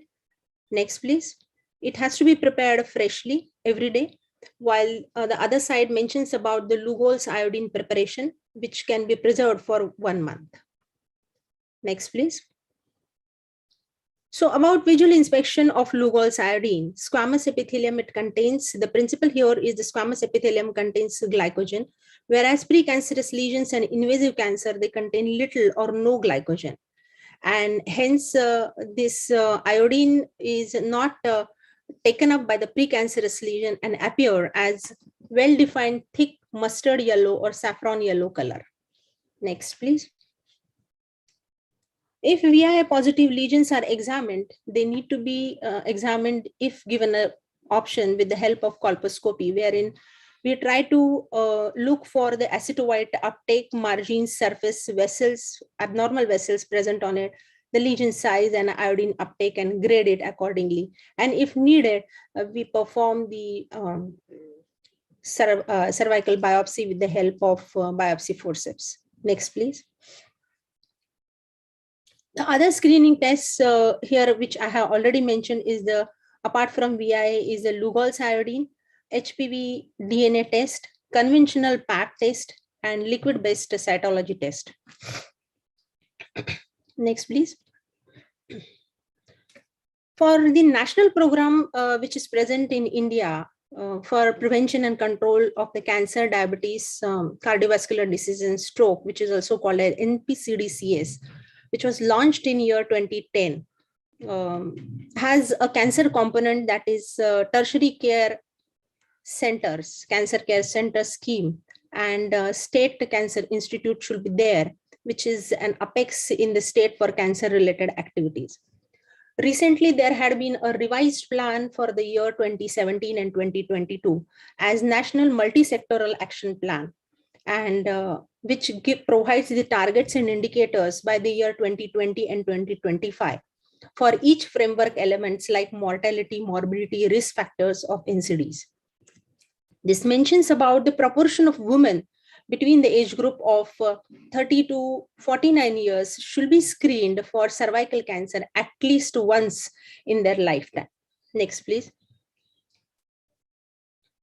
So the cervical cancer screening operational framework mentions about the trained paramedical health worker should perform the screening of women between the age group of 30 to 65 years for cervical cancer with the help of visual inspection with acetic acid every 5 years. So if VIA is negative, then one can repeat the test once in 5 years. If found positive, the women should be referred to gynecologist or to the further level of healthcare providers. If the lesion is eligible for cryotherapy, cryotherapy can be performed. If not eligible for cryotherapy, biopsy can be performed with the help of colposcopy or with the naked eye. Then the lesion can be graded, and if needed, cryotherapy or LEEP surgery can be performed. Next, please. So the grassroots level workers, which are working in the rural as well as the urban part of India, are accredited social health activists, ASHA workers. They will visit all the women and men more than 30 years through the home visits and update every 6 months. And they are supposed to complete this form, that is community-based assessment checklist, CBAC form, for the early detection of non-communicable disease risk factors. There are questions about the risk factors of the cervical cancer in this. And we all are aware that there had been evidence that via screening by trained primary health workers, they have always statistically significantly reduced cervical cancer mortality. Next, please. So this is the treatment option of CIN lesions. Next. Ablative therapy with the help of cryotherapy, cold coagulation, laser vaporization, excisional therapy with the help of LEEP, knife cone biopsy, and laser conization. Next, please. There are barriers which influence the screening behavior among the eligible women in India.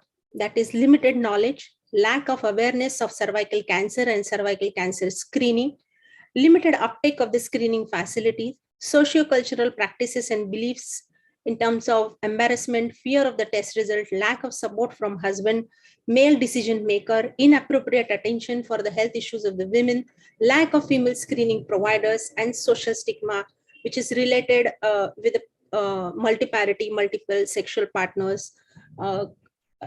Then talking about the sex-related issues is considered as taboo or obscene. Next, please.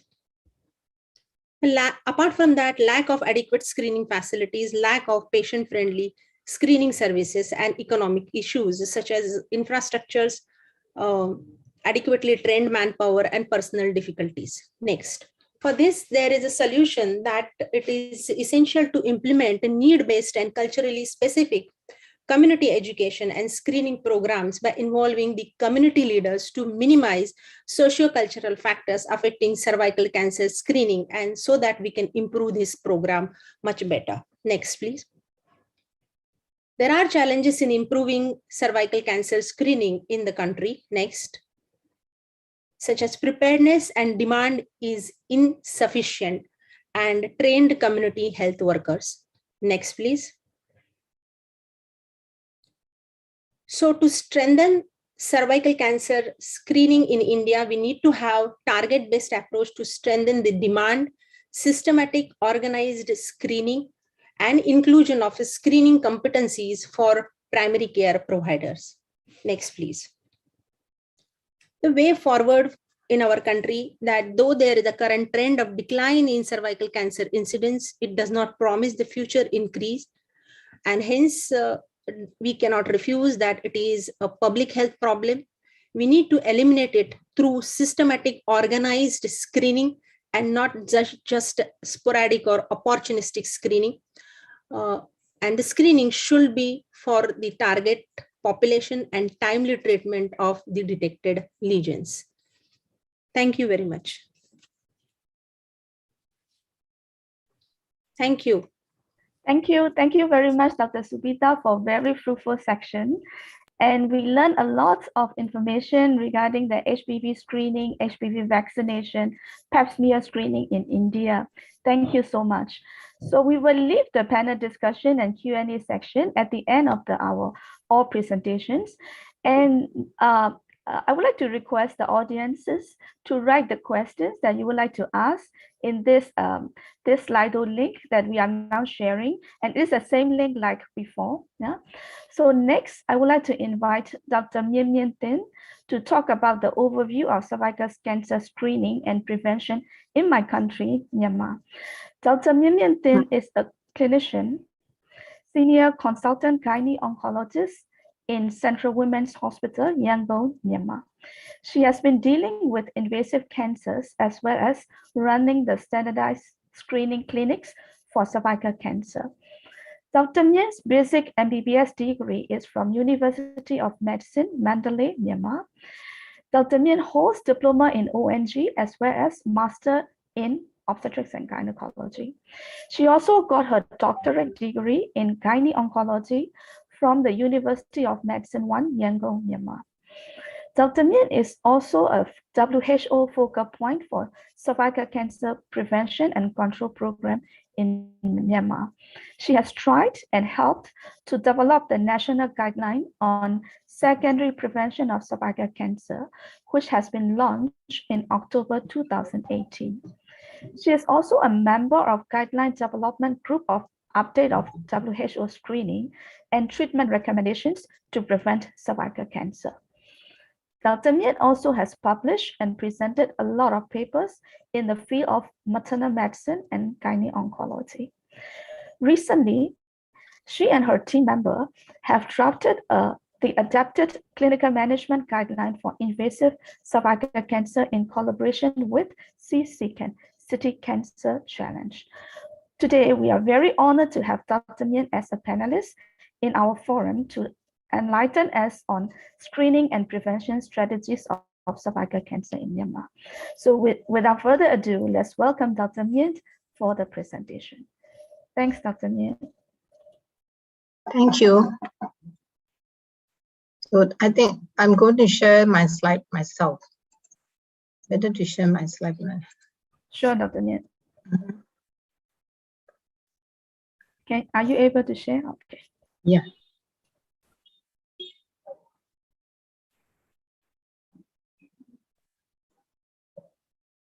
Can you see me? Yes, we can see the slides. We can see you as well. Yeah, thank you. Good morning, everybody. And first of all, I would like to thank all for being invited to this symposium. Today, I would like to discuss briefly about the prevention and screening strategies of the cervical cancer in Myanmar. First of all, this is our country's profile. We have a total of 51.5 million population, and among them, 39 to 49 years old women account for 7.6 million. Those are the eligible group for the screening, and about 70% of them live in the rural areas. And according to the 2018 Global Cancer Estimation, cervical cancer is the first most common female cancer in Myanmar, with the age standardized incidence of 21.5 per 100,000 women year. And Myanmar ranked third after Indonesia and Maldives for both incidence and mortality. And according to the ICO HPV Information Center, there are more than 6,000 women who are diagnosed with cervical cancer every year in Myanmar. But here are some real data. According to Yangon Population-Based Cancer Registry, age standardized incidence for the Yangon region was 19.5 per 100,000 women year in 2018, and another population-based cancer registry from Napier stated that from 2013 to 2017, age standardized incidence was 14.2 per 100,000 women year. And both of those population-based registries stated that the cervical cancer is the second most common cancer after the breast. But the incidence and mortality of the cervical cancer is still very high among the Sierra region. So that in an attempt to reduce the cervical cancer burden, cervical cancer prevention and control program was included in the National Health Plan since 2015. And in 2017, Myanmar was selected as one of the countries for the UN Global Joint Program on Cervical Cancer Prevention and Control. According to the United Nations Global Joint Program Group, with their technical assistance, we have developed our national coordination team for the primary, secondary, and tertiary prevention of cervical cancer. And in primary prevention strategies, there are the health education to improve the community awareness and the HPV vaccination. And in the primary prevention sector, we try to develop the national guideline for screening and treatment of the precancerous lesions, as well as to implement it nationally. And in the tertiary pillar, early diagnosis, treatment, and palliative care of the invasive cancers, as well as we try to develop at least one population-based cancer registry in the next 5 years period.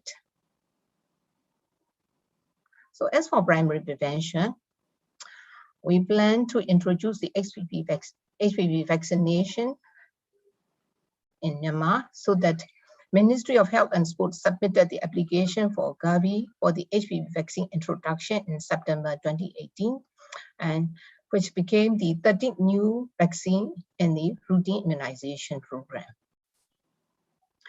After several stakeholder meetings, NIDAC recommendation of vaccine choice was the quadrivalent vaccine as the first preference.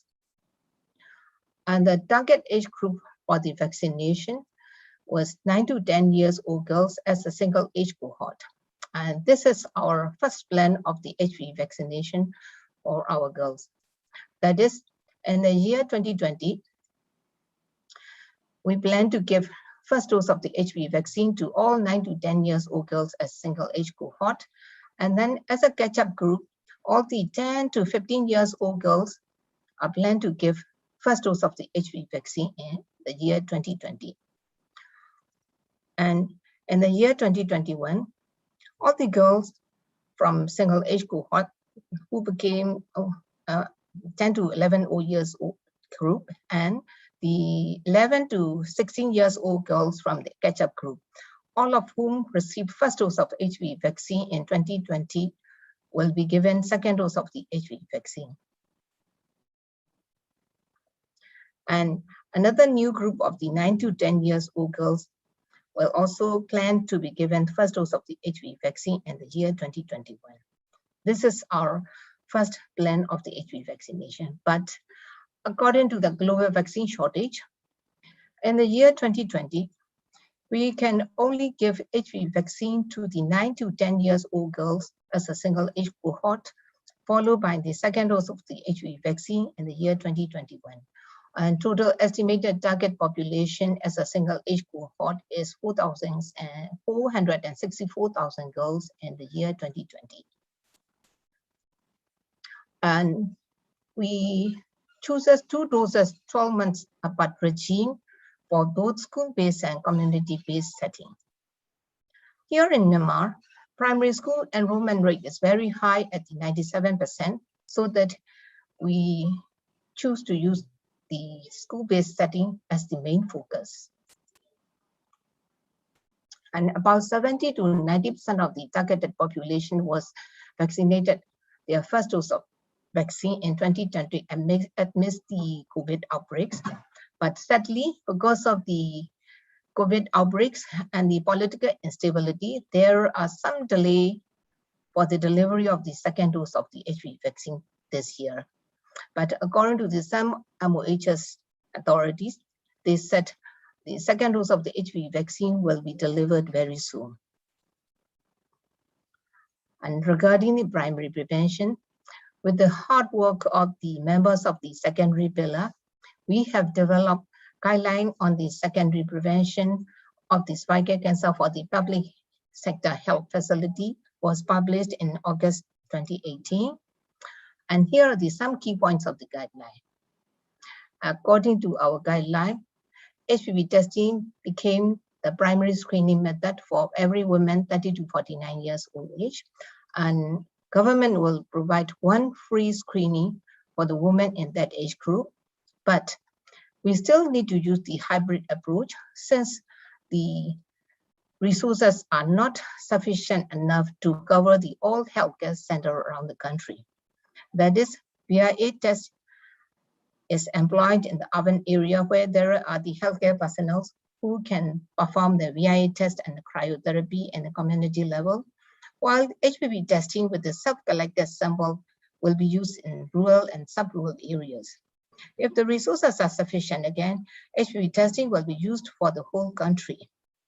As for the triage test, for the screen-positive women, visual assessment test or PEP test will be used if it is readily available, like in the district hospitals. And for the treatment purpose, ablative methods either by cryo or thermal ablation will be the main treatment modality by the trained doctors at the township levels and above. For suspicious lesions and all lesions, those are not eligible for ablation should be referred to the tertiary hospitals for colposcopy and directed biopsy, followed by the leaf surgery. and the surgery that can only be performed by the trained gynecologists in the tertiary care centers. And for program monitoring, we added 3 core variables to the monthly reports. Those are the number of the women screened, women screen positive, a number of the women screen positive, and the number of the women treated by method if possible. And here are some current situation of the cervical cancer screening in our country. The main type of the screening is the community-based screening, which was started to plan in the year 2019. And eligible age group is 30 to 49 years old. But in the hospital setting, we still screen 20 to 55 years old, mainly with the PET test and HPV test in some hospitals.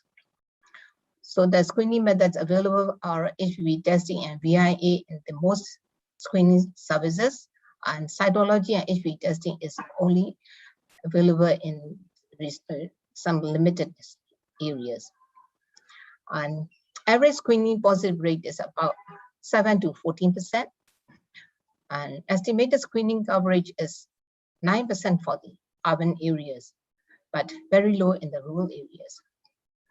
And as regard for the screening and treatment of the women living with the HIV, we screen with the mobile clinics, and there are some screening clinics in the hospitals, that is communicable disease control hospitals, and some INGOs and NGOs also perform the screening in the community setting. And they screen mostly with VIA, and some of the NGOs use HPV test for the women living with HIV. And we also plan to screen women living with HIV, to screen at an earlier age according to the WHO recommendation, that is to screen at the age of 25 years, in spite of screening at the age of 30. And we try to treat them, especially with the excisional method. We just want to avoid the undertreated case with the ablative method. So cryotherapy and thermocoagulator is available in most of the settings, but excisional methods can only be done in the hospitals where there are the trained gynecologists available. An estimated percentage of screen positive women who receive treatment within 3 months is 85%, and estimated percentage of the screen positive women not eligible for the ablation is about 21.9% according to our hospital's data. Another important thing is we consider to use screen and treat approach for the HPV positive women in some hard to reach areas. That is ablation of the whole transformation zone without a triage test. In this approach, we need to use thermocoagulator in spite of the cryo gun. And this method is recently recommended by the WHO, especially for those women who are not feasible to take frequent follow-up visits. And here is the screening and treatment situation in the tertiary hospitals and the private settings. Most of the private hospitals use PEP test as the primary screening method, but Central Women's Hospital, in our hospital, we use CARE HPV test as a primary screening method. This method is HPV testing only, not typing. DNA typing was available only in the bigger cities and in private settings. Triage test is PEP test, visual assessment test, which those are available in the township levels and above, but colposcopy and direct biopsy is available only in the tertiary care hospitals and where there are gynecologists available. Another thing is we have an ongoing research on dual stain as a triage test for the HPV positive women with very promising preliminary results for the detection of the high-grade lesions. And most of the private hospitals can use ablative methods, and some tertiary care hospitals can use the excisional methods for the treatment of the invasive, pre-invasive diseases. Here are some success or progress for the secondary prevention of the cervical cancer in Myanmar. We have already developed the national guideline, and a pilot on implementation of the guideline is planned in 5 districts since 2019.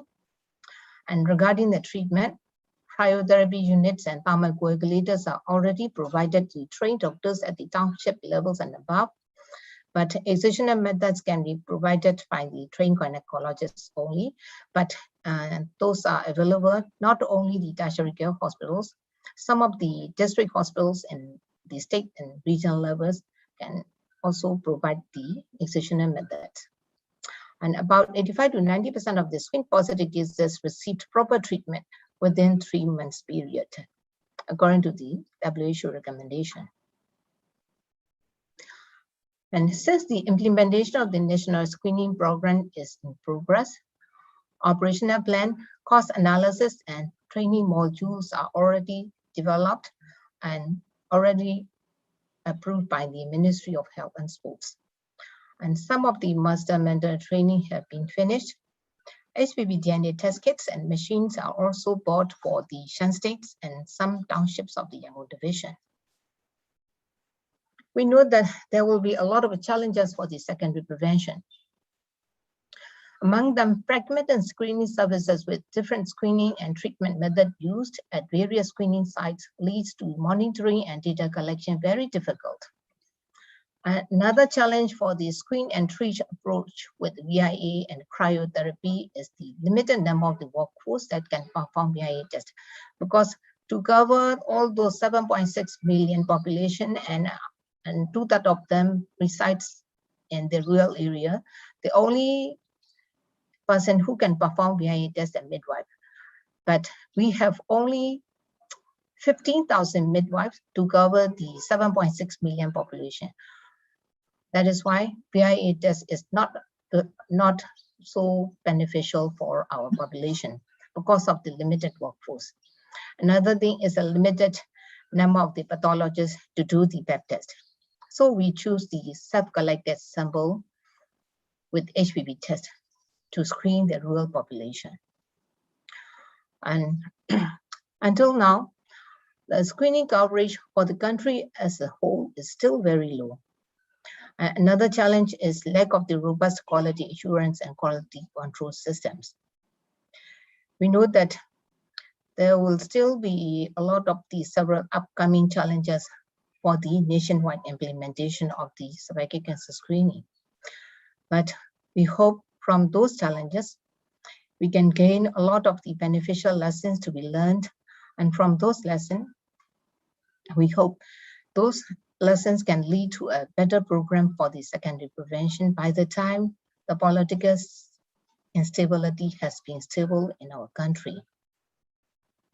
But up to now, because of the COVID outbreaks and the political instability, the implementation processes are not properly established in the target areas of the country. Very sad to see that. But I do hope we can meet the WHO target of the 90-70-90 coverage for primary, secondary, and tertiary prevention in time, that is by the year 2020 in our country. I do hope so. Thank you. Thank you so much, Dr. Myint. Yeah, I do hope so too.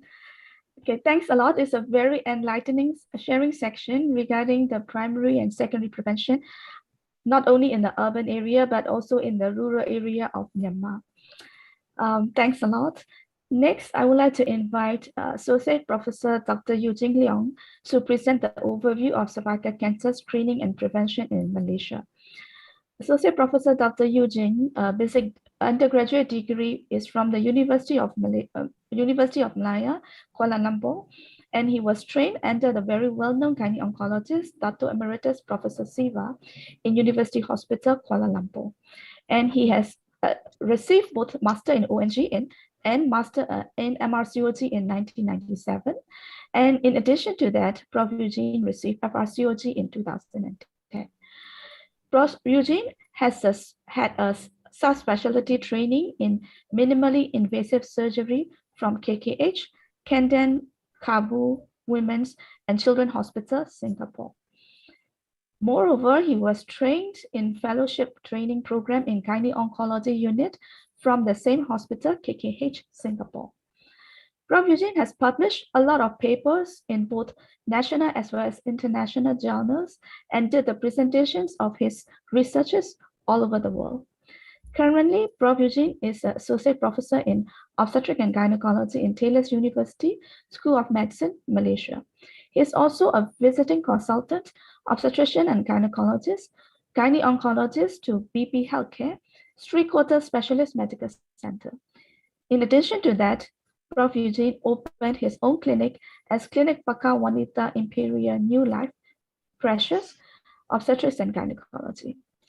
Today, we are so glad to have Prof. Eugene to share the information on the screening and prevention strategies of cervical cancer in Malaysia. Prof. Eugene, let me invite you to start the presentation, and thank you so much. Thank you for the kind introduction. It's a very great pleasure to hear from our fellow countries in India and Burma. My slides are actually very short and sweet. We can see the next slide, please. Okay.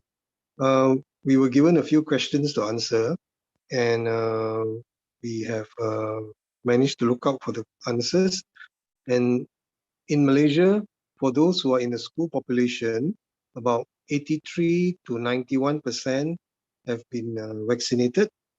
And from the data from the Ministry of Health, for those girls who are aged up to 13 years for the second dose, the coverage was about 83%.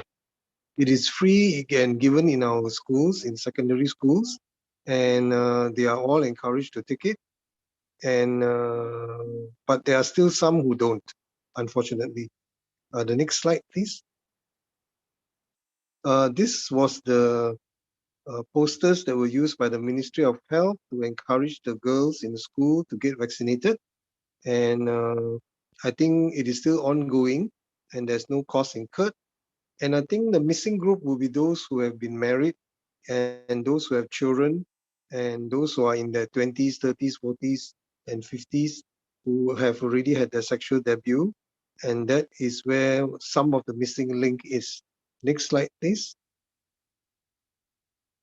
Okay, I was looking for a good picture to look at, and I looked out the window of my back garden and I saw this fence growing with some wild blue flowers, and I saw it was going to be a good picture because there were some chinks in the armor and some areas that are not covered. So I took a picture and included it in the slide to show that sometimes no matter what we do, there will still be areas where we cannot cover. Next slide, please. So what are the measures to encourage HPV vaccine uptake in Malaysia? One of the most important is to educate the general public. And of course, very ingeniously, I wouldn't use the word engineered, spontaneous eruptions of information in newspapers, in forums, in social media, and like the video that was made by the medical students in public talks, in special campaigns, and when we tie it in with pap smear screening, and also among the school teachers and students in general. One other thing is that many private schools in Malaysia do not come under the coverage of Ministry of Health. So those girls who go for private school education may not have had the benefit of a free HPV vaccination, which maybe the government need to look into. Vaccination for males is, I last heard that it's coming, it's been approved, but I suppose there's a budget constraint. And of course, as I said, those who have missed the vaccination in school who are now in their 20s and 30s who are females. Next slide, please. So perhaps now, maybe we could write on the MySejahtera application or something that is almost the same as MySejahtera, which is used for the COVID-19 in Malaysia. Maybe we can incorporate the immunization schedule into the MySejahtera if they intend to keep the MySejahtera application for a long time. And this will give an indirect push for people who are not vaccinated to get vaccinated, and will nudge people, females, to include that they have been vaccinated in this application. Next slide, please. Of course, in a country like Malaysia, tax incentives and rebates can be given if the persons who are not covered in the school vaccination program go for vaccination. And it can also be gently put into the school science curriculum in the primary schools and secondary schools, and to educate the teachers while they're in teacher training colleges and to vaccinate them. So we also need to have a special program for women who have missed the time when they were in 13 years old and 14 years old in school when they got vaccinated. We need to target them for vaccination, although we know the value of vaccination in them would be less. Next slide, please. Of course, are there any social or cultural or religious taboos? I think as with all vaccines, even with the COVID vaccine, there are many people who are concerned, and there are some people who refuse to be vaccinated. And this is something that we need to overcome no matter what the vaccine is. And the same was when there was the HPV vaccine was introduced in Malaysia. There were also one or two sensational patients who apparently succumbed to the vaccine from overseas, and these were made into very big issues. But nonetheless, the vaccination for HPV is still ongoing. Next slide, please. What is the perception of women to HPV vaccination? I think most are positive. Those who are not believers, sometimes it's very hard to convert them, and they will remain a subgroup which will be negative, and they may have many other perceptions of their own. Next slide, please. In our country, there are programs, but it's not as extensive as the one in United Kingdom, where everybody gets a letter when they reach the age of 21, and they get a letter to invite them for pap smears. So it is not as comprehensive as the one in United Kingdom, which they spend, I think, 500-600 million pounds per year to do. And there are some minor programs here and there. Next slide, please. The next question that was given to us is, do you see vaccination as an important tool in the absence of a formal cervical cancer screening program? The answer is yes, but vaccination alone cannot replace a national cervical cancer screening program, because even if everybody is vaccinated, there will still be a small percent which will still end up with some measure of disease. It will not be 100% eradicated, although the statistics show us that 90% will be protected. Next slide, please. So the treatment options on cervical cancer will be, it is inescapable to talk about pre-invasive and invasive disease. Next slide, please. So in pre-invasive disease in Malaysia, with a good pap smear program, with good colposcopy services, good laboratories, trained persons, easy access, easy parking, and patient-friendly and cost-friendly, it will help. The next slide, please. For invasive cervical cancer, early detection, which requires a very good comprehensive cervical cancer screening program, easy access, trained personnel, which we have in our country. We have many hospitals. I think we've got totally private and government. I think we've probably more than 100, 200, 300 hospitals in the whole country. So I think access to healthcare in general, unless we live in the very deep jungles of Sarawak or Sabah or Pahang, any person can just go to any hospital that is available, government or private. Next slide, please. So do we see that there's a possibility that we can eliminate cervical cancer in Malaysia? The answer is yes. But for those who are not vaccinated, it's a bit guarded. The next question to come will be, do those who have been vaccinated, do they need a booster dose? I think there's a lot of data out there that they are still analyzing. And but vaccination is not 100% security blanket for all of it. You still need to actively seek for disease, because there will be some who will fall through. Next slide, please. So in conclusion, cervical cancer can be eliminated. There is a combination of HPV vaccine for those who are in school, pre-sexual debut, and for those who are post-sexual debut. There needs to be a good comprehensive cervical pre-invasive screening program. The population must be driven. There must be early detection of CIN and early detection of invasive cervical cancer and early treatment. And the team must be ready. And of course, male vaccination. Next slide, please. Okay, this is the brick wall that we want to build, and we are working toward it. This is actually a picture taken from Taylor's Clinical School in Sungai Buloh. Thank you very much. Thank you. Thank you very much, Prof. Thank you. Eugene, for very informative presentation. Yeah, now we have already learned a lot about 3 different countries. What are the practices on the screening and prevention of cervical cancer? Is very interesting.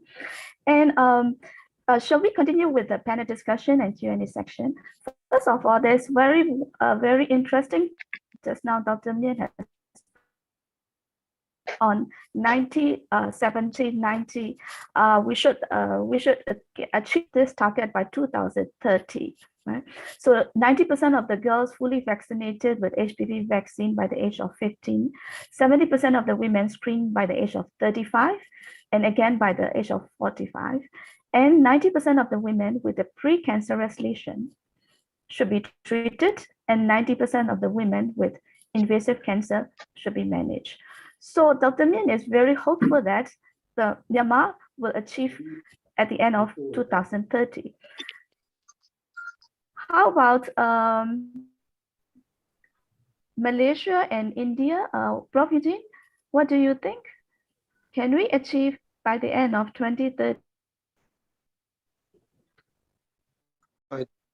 I think we can achieve, but it needs everybody's hands and legs and mouth and everybody's effort, including the husbands and boyfriends.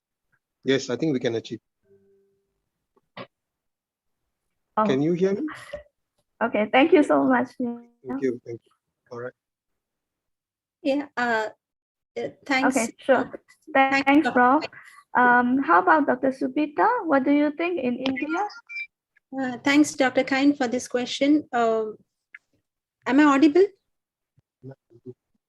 Yes, yes, yes. Yeah. So regarding the elimination of cervical cancer, which is very important in case of country, low middle income country like India, wherein we can achieve this these targets of 90, 70, and 90, provided we should have pragmatic screening approach for cervical cancer, well-equipped laboratories, and if needed in case of for further investigation and treatment, as well as currently HPV vaccine is in the nascent stage in our country, but giving more emphasis on the cervical cancer screening program, as well as changing the mindset of the people for availing this facility of screening will definitely can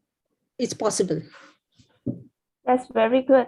We are very hopeful that by the end of 2030, all the country will achieve this target. Okay, thank you so much.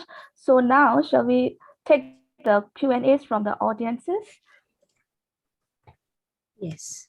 Yes, thank you very much, doctors, for such an insightful forum. So now, if there's any questions from the participants, please kindly scan the QR code shown on the screen and send your questions in there, all right? We will give you some time to type down your questions in the Slido link.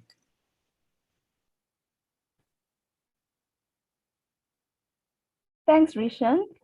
While we are waiting for the other audience's question, so shall we discuss the first question? The first question is, can cervicitis be detected through the visual inspection of cervix with acetic acid?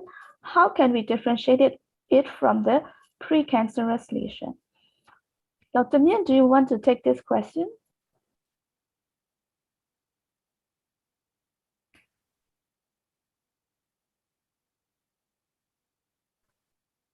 Is Dr. Myint still online? Or Prof. Eugene, would you like? Yeah, Dr. Myint is online. Dr. Myint, would you like to start with this question? This answer should be answered by the Professor Eugene, because we are not so familiar with the VIA test. Okay, sure. Huh? Can I Sure, please. I think the question says, can cervicitis be detected through visual inspection of cervix with acetic acid? I think we need to be very clear in our mind that cervicitis is cervicitis, is infection of the cervix. Whereas cervical intraepithelial neoplasia is a separate issue altogether. And acetic acid is used more to differentiate CIN as well as invasive disease, and it's a different thing altogether. So to say that you can use acetic acid to diagnose cervicitis is a bit not correct. And then how can we differentiate it from precancerous lesion? You want to talk about it 100%, you need to have some tissue and then to be looked at by the histopathologist before we can really differentiate, right? And that is, I think that's the best answer I can give. You need to have tissue biopsy. Of course, if you think clinically it's just cervicitis and you believe it is not cancer and the pap smear is normal, you can give a short dose of antibiotics to see whether it clears. But again, cervicitis can hide cancer. So that's why when you get an inflammatory pap smear, it is very important that you treat and then you repeat the pap smear. And if you need to biopsy. Thank you. Thanks a lot, Prof. Eugene. Dr. Subita, do you have anything to add on? Thanks, Dr. Kain and Dr. Eugene. See, as well said by Dr. Eugene, that VI is not the test for detection of cervicitis, but for the test, it is a test for detection of precancerous lesion. But when the women comes or when the women visits, because of the same or the similar symptoms as they take place in cervicitis as well as in other related issues with the vagina, that is white discharge per vagina. And when we examine her cervix, so we do find certain changes, that is cervicitis. So cervicitis is seen as one of the clinical symptoms. You need to train your eyes for repeated VI inspections. That is how you can identify the cervicitis.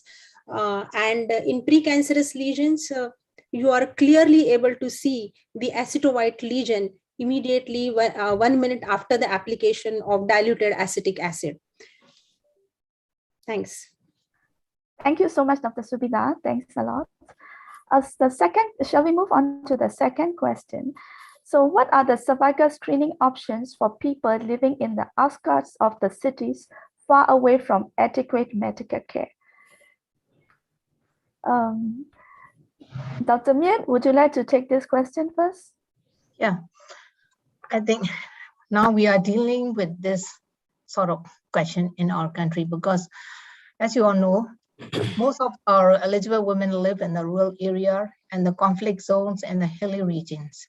So that is why WHO recommend, and we also choose the self-collected sampling, because this method is very easy to carry out. Another thing is the storage. We can store the self-collected samples up to 14 days in the room temperature and up to 1 month if they are kept refrigerated. So that screening options for the people living in a hard-to-reach area or outskirts of the cities far away from the medical care is the best method for now is the self-collected sample. I think so, because there will be limited number of the workforce, that is limited number of the healthcare personnel to do the VIA test. And another thing is the limited number of the pathologists to do the PET test. So that if you use the self-collected sample, you just distribute the test kits through the basic healthcare workers. You just distribute those test kits to the basic healthcare workers who live in the villages, and then they give it to the women and just collect it. But we need to train them how to store the samples, how to take the samples. But the self-collected sample now we plan to use is with CARE HPV test. it is quite easy. The cytobrush, not like cytobrush, it is just like the cotton bud or a small brush, so that you can just introduce it into the vagina. Another thing which is better than the cytobrush is you can take the sample from the vaginal fluid, not to take the sample from the cervix, so that the vagina's fluid can be used as the sample to detect the HPV. So that another important thing to use the self-collected sample is the easy way. And another thing is it is much cheaper than the DNA typing like Cobas and GeneX, but it only costs $5 each for each individual. So we use the self-collected sample with the CARE HPV test for the hard-to-reach areas. Thanks, Dr. Myint. That's very informative, and it's a very cost-effective way of screening in the outcast area. Thanks. Prof. Eugene, I do understand that there's a similar program in Malaysia, the ROSE program, for the self-collection of the cervical smear. So can you share more information with us?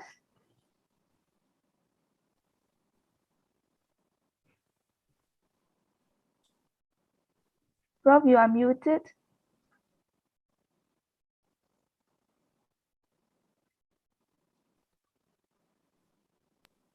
Okay. What was the question? In Myanmar, we do have a self-collection of the cervical smear by the self-test kit. And in Malaysia, so we have a similar program. So how about the uptake, and how about the screening, which is far away from adequate medical care? I think in Malaysia, we can always bring the medical care to them, like bringing a medical camp to the Orang Asli Kampung. Or, of course, I know there are some people who are developing the self-testing for cervical smear, but it's expensive because 200, 300 ringgit per sampling to be done. And you need to send it by post. How is the Orang Asli in the deep jungle in Pahang, or how is the native in the Sarawak jungle going to send it by post? Will it get lost or not? And then who's going to spend 300 ringgit to go and buy the kit? So that's a problem. So I suppose we have to go outward to them rather than for them to come to us. That would probably be the most cost effective.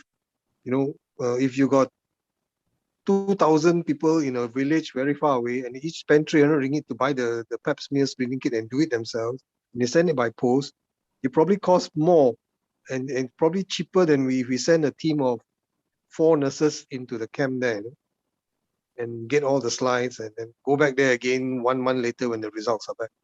That will probably be more cost effective, and then to ferry them at cost, to the nearest hospital. So if we are serious, probably that's what we have to do, I think. Thank you. Thanks a lot, Prof. Dr. Subita, how about in India?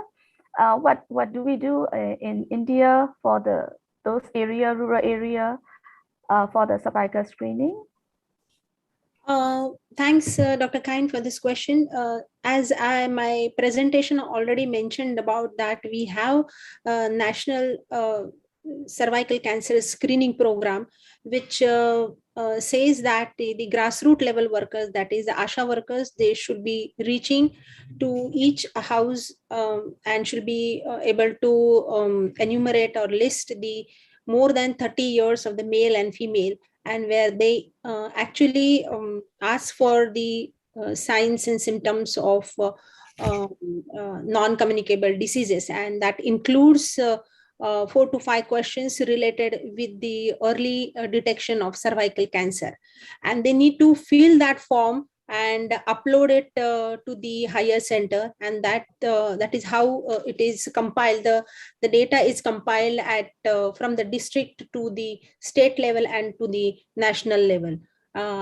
Why she is supposed to do this filling of this form is that they are supposed to organize the camp once in a month at the rural level, where there is a primary health center, which is the grassroots level health care which is provided in India for the rural as well as the tribal area, and where they are supposed to conduct the camps along with the other offering other benefits to the participants.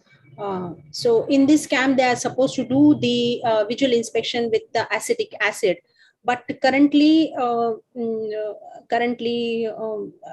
as the national figures says that the coverage is very low, and we need to ramp up this coverage by training of these grassroots level workers, as well as providing them with more support in terms of other logistics which are required for the visual inspection with acetic acid.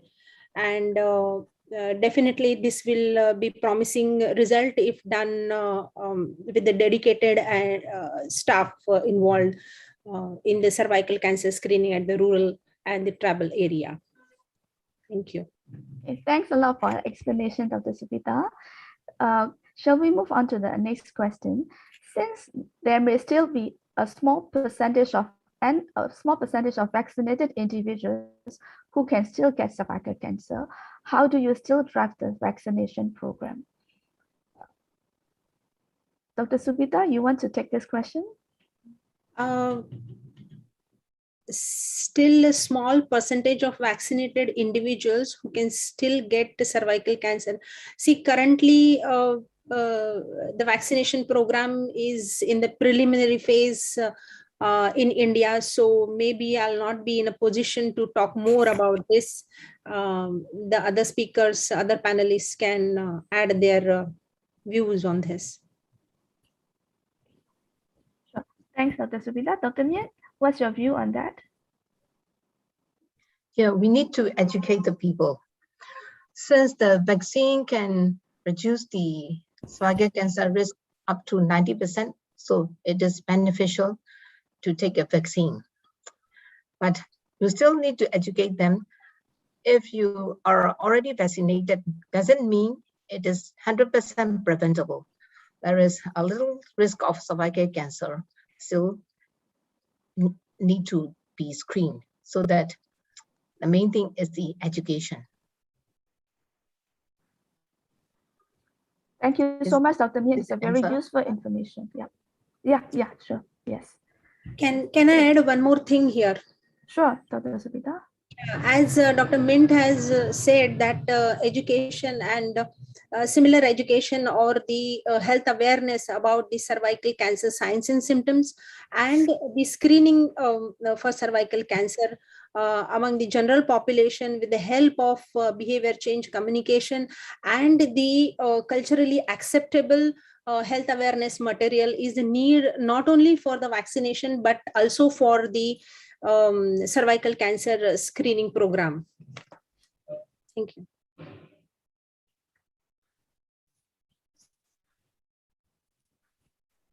Okay, thank you so much, Dr. Subita.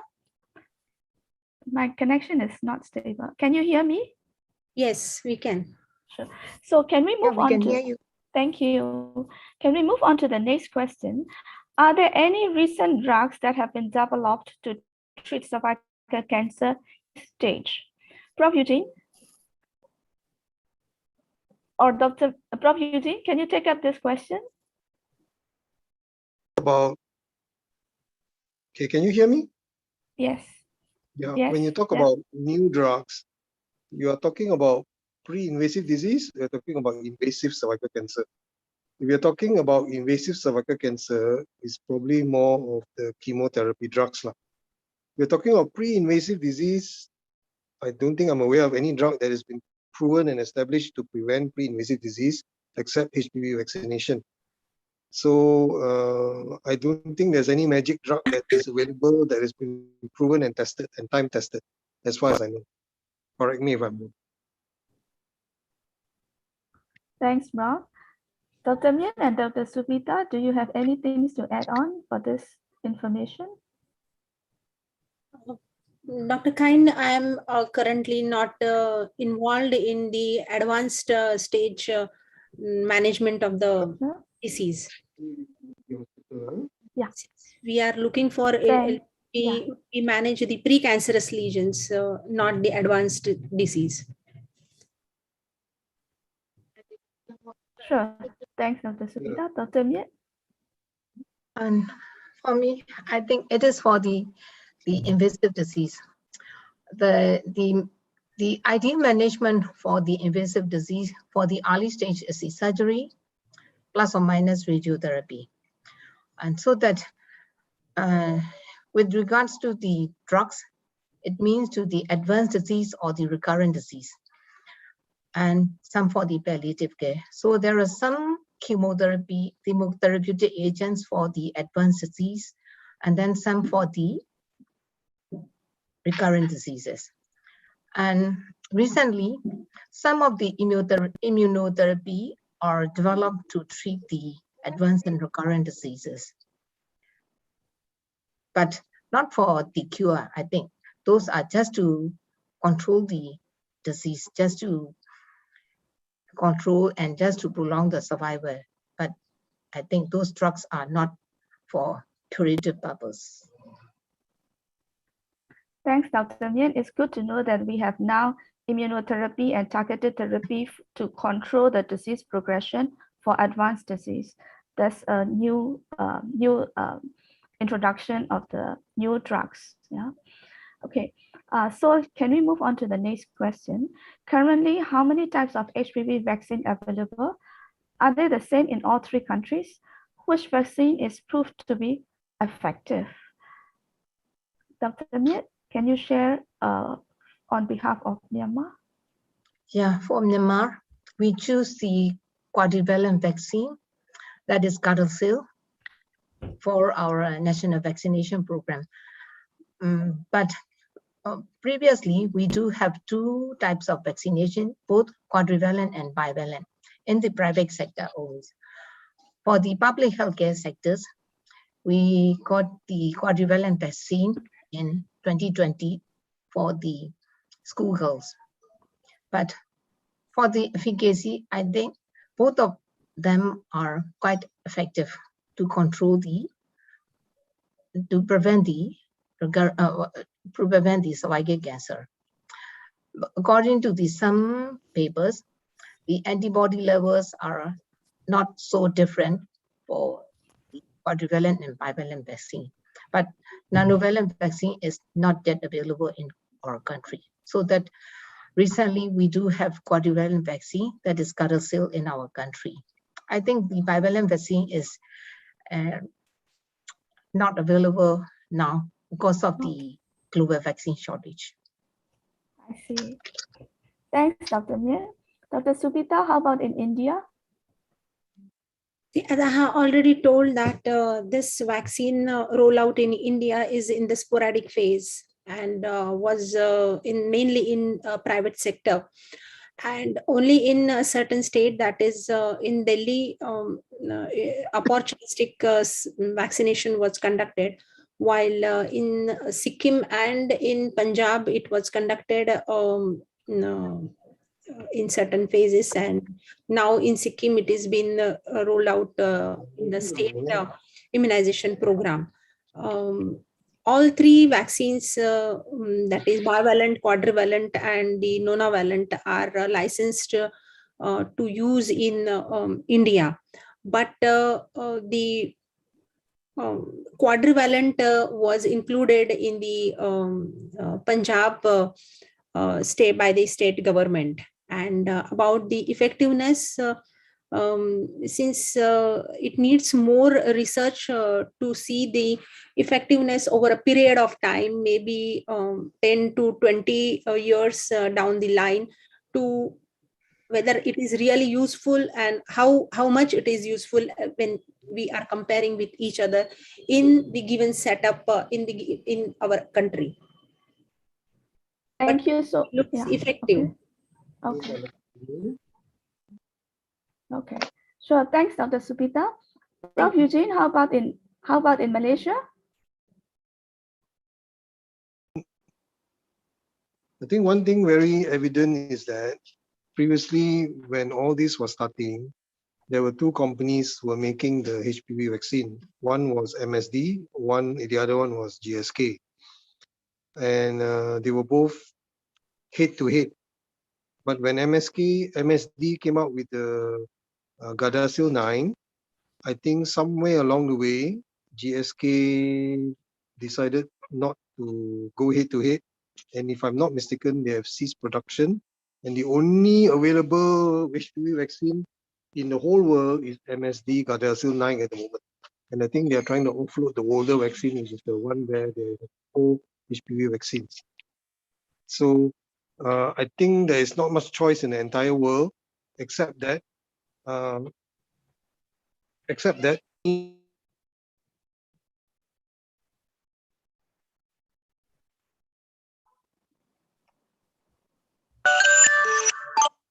use the word monopoly is, I don't think it's a kind word, but yeah, they are the only company in the whole world producing the vaccine so far as I know. Thank you so much, Prof. Eugene. Thank you. Thanks. Unfortunately, we do have the time limit, and then it's already 12:50, so we have to reach the end of the section. So ladies and gentlemen, I'm very sure that all of us have a very fruitful sections for today, and then we have learned a lot from our esteemed speaker regarding the screening and prevention of cervical cancer in 3 neighboring countries. Thank you so much for a very engaging forum. Now, I would like to pass the floor back to Mr. Rishan. Thanks. Thank you very much, Dr. Kain, for moderating this session, and thank you to our speakers from Myanmar, India, and Malaysia. Now, let us welcome Dr. Anita Ponapillai, Senior Lecturer in ONG, School of Medicine, Taylor's University, Malaysia, to deliver the closing remarks.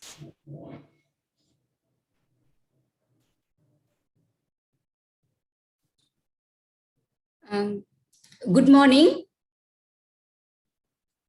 Thank you, Rishan, for the kind introduction. Now that we have come to the last part of today's session, I would like to begin by thanking our organizing chairperson, Associate Professor Dr. Ganesh Ramachandran, Dean of School of Medicine, Taylor's University, and committee members for the leadership in hosting this event to spread the awareness of Elimination of Cervical Cancer Initiative on its first anniversary, which was officially launched by WHO last year.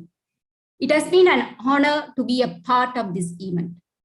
Ladies and gentlemen, this morning, you have all listened to our esteemed invited speakers, Professor Dr. Muralitharan Ganesalingam and Associate Professor Dr. Ganesh Ramachandran, and prestigious forum speakers from 3 different countries, Associate Professor Dr. Eugene from Malaysia, Associate Professor Dr. Subita Patil from India, and Dr. Myint from Myanmar, sharing the update and their perspectives on cervical cancer prevention and strategies for elimination in their countries. I thank all our speakers for the fantastic presentation and fruitful discussion in the forum. I'm sure that it has been an enriching experience in gaining insight about latest recommendations in cervical screening and management. So we can infer from our speakers that already cervical cancer is in the declining trend, which means we are on the right track towards elimination. Also, I appreciate our students for sharing their insightful video messages regarding risk factors and how to prevent it and their vital role in future in spreading the cervical cancer awareness.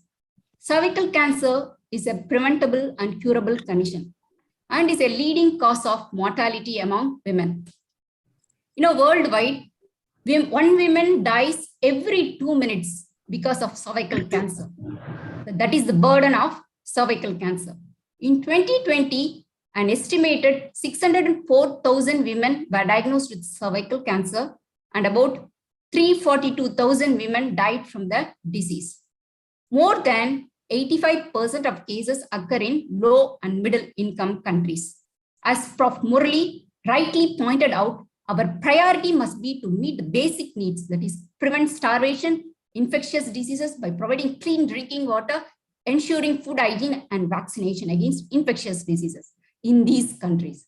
Also, Prof. Ganesh highlighted the behavioral changes, especially smoking, sexual behavior, and decreased physical activity as a cause for the increasing cancer burden, which needs to be addressed to decrease the cancer-related mortality in low and middle income as well as in high income countries. Having said that, let us now focus on the global call for action by WHO to eliminate cervical cancer.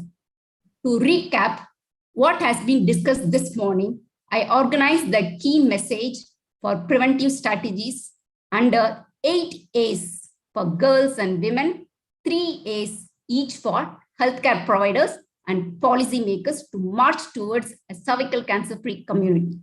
I chose A's because it is a marker of high quality grade. We all aspire for A's, including our secondary school and university students. So it's the right time to talk about elimination of cervical cancer, to attract the attention of adolescent girls and university students towards cervical cancer elimination initiative. So now let us look at the 8 A's for girls and women. So they are advise HPV vaccination.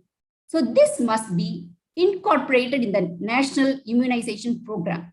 So we all know from the discussion, Malaysia already is there. Almost 90% of school girls have been vaccinated. School-based vaccination strategy must be there for this to be effective. And also from the foreign speakers, you understand that in India, unfortunately, still it is in the preliminary stage. Only those who have the deep pocket have access to this vaccination. And Myanmar also, where Dr. Thinn mentioned that HPV vaccination is in place in school. However, the population is more in school. So they were not able to vaccinate fully. Then second A is advocate screening. So the screening must have a proper national screening program with high performance test. Ideally, it should be HPV DNA typing. However, it can be hybrid approach. Whatever resources available, we have to utilize that for the time being. So this was pointed out by our Myanmar speaker, Dr. Myint, that they are using hybrid approach. And also in India, the resources which are available is being utilized, like a visual inspection with acetic acid or visual inspection with Lugol's iodine. It's very good that they are utilizing the community healthcare workers to increase the coverage rate in screening.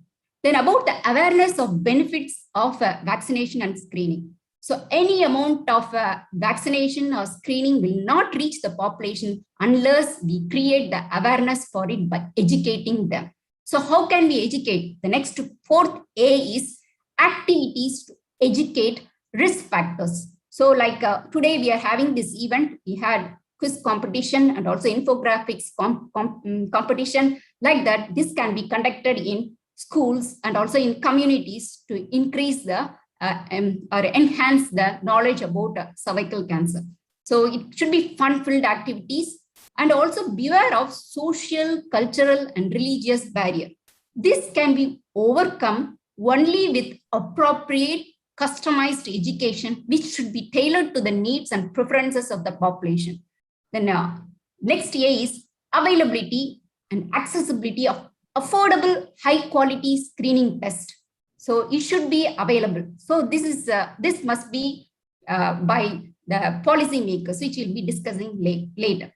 Next is accurate diagnosis of high-grade precursor lesions of the cervix, which is crucial for appropriate timely management of cervical intraepithelial neoplasia.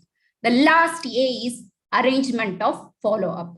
So having known about the 8 A's to reach our girls and women, now we'll move on to the next 3 A's, which are specific for healthcare providers. They are adequate clinical training in diagnosis and management. It's crucial to train the healthcare providers. It can be primary healthcare provider, specialist consultant, as well as the grassroots level workers, as Dr. Subita has pointed out, they must be trained to and also up to date with clinic available technology. They must be up to date. And this can be reached only with effective clinical training. Next is advocate awareness, next A. So during every patient encounter, especially if they are in the vulnerable population, then we have to involve the community leaders also to reach the community. Because, as Prof. Ganesh pointed out, so it's not the population which is any urban population who are not required to be screened, but we have to outreach to the community. So this can be done only with the help of the community leaders and the workers. And it should be culture specific. The next year is very important, which has already shown promising result, is artificial intelligence. It is a machine learning based algorithm in interpretation of the results. For example, colposcopic images with video or mobile-based technology can be sent from low resource setting for a further reading by specialists for accuracy, and also you can utilize it for recall and reminder. So that's the place where this artificial intelligence helps. So there are a lot of promising studies already in utilizing this technology. So last 3 years are for policy makers. You know, the importance of this policy maker, which was already highlighted by Dr. Myint. She mentioned that there are concerns in reaching the WHO target because of the political turmoil. However, she is hopeful to reach the WHO target by 2030. So the last 3 years for policy makers are allocation of adequate resources, which is very crucial. That is a supportive infrastructure. So you must have adequate, the lab must be well equipped, and also the technology must be enhanced to detect the changes in the cervix, to read the slides, and also there should be healthcare workforce who are well trained in reading the slides and also in treating the precancer lesions, and also the theater must be well equipped to treat. Then technical support, including finance for research, setting a work group to work on the guidelines and national database, which is a must, so that you can capture the data and analyze it, and you can monitor and evaluate it further. The next A is audit. It must be audited for accountability and implementation of changes in guideline. Next, the last A is the action plan. So action plan must be organized to accelerate and eliminate the cervical cancer. Let me reiterate the global strategy of 3 pillars, 90, 70, 90. This was already discussed by our speakers, but let me reiterate for you the target by 2030, that is refers to 90% vaccine coverage for girls by 15 years, 70% screen uptake with high performance tests by 30 years, and again at 45 years, and appropriate treatment of 90% of precancer lesions and also cancerous lesions, also palliative care. So to eliminate cervical cancer, all countries must reach and maintain an incidence rate of below 4 per 100,000 women. So you can see from Dr. Myint's slide, she mentioned that the incidence rate is in Myanmar is currently nearly 19.4 per 100,000 women. But she is very positive that they'll reach they'll achieve this target by 2030. Having said that, the change in the community must begin with us. We must play our role for a cervical cancer-free future. Let us collaborate in this challenging feat of elimination of cervical cancer. Our vision is a world without cervical cancer, and that can be achieved only with collaborative effort of all the stakeholders. As a matter of fact, with a comprehensive approach to prevent, screen, and treat, cervical cancer can be eliminated as a public health problem within a generation. To conclude, what Prof. Ganesh said, we will all do it Let us beat this devil and save our angels. Thank you.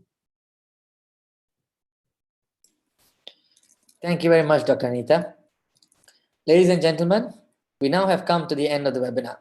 But before you leave, allow me to make some announcements. So to all medical doctors who wish to collect their CPD points, the QR code is currently being displayed on the screen right now. So please scan and collect your CPD points. We would also like you to tell us what you think about our webinar. And for this, you may click on the link given in the chat for the feedback survey. There's also a section in the survey for the e-certificate details if you require the certificate.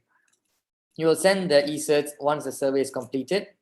And if you haven't received the e-certificate after 2 weeks, please email Dr. Lim Yin Se at the email shown in the screen. Also, we will be having our second part of our Cervical Cancer Awareness Symposium on the 17th of November, next Wednesday. We have 3 great speakers lined up for you, as well as a sharing session by a cervical cancer survivor.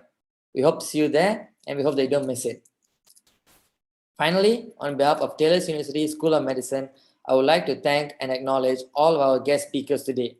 Dr. Muralitharan, Associate Professor Ganesh, Associate Professor Dr. Eugene, Associate Professor Dr. Subita, and Dr. Myint Thinn.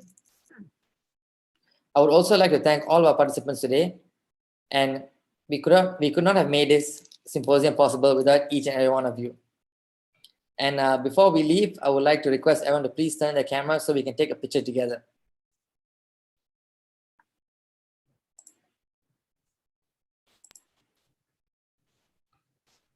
All right, so Kuhan will be taking the picture, right?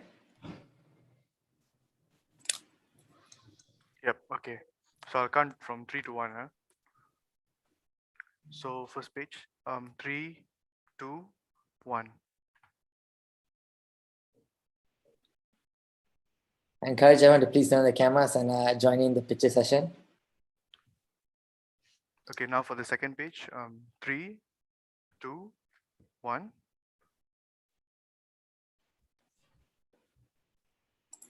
Okay, that's it. All right, thank you very much, everyone. So before we end, I would like to say, please stay safe and take care. And we hope to see you on the 17th as well. Thank you very much.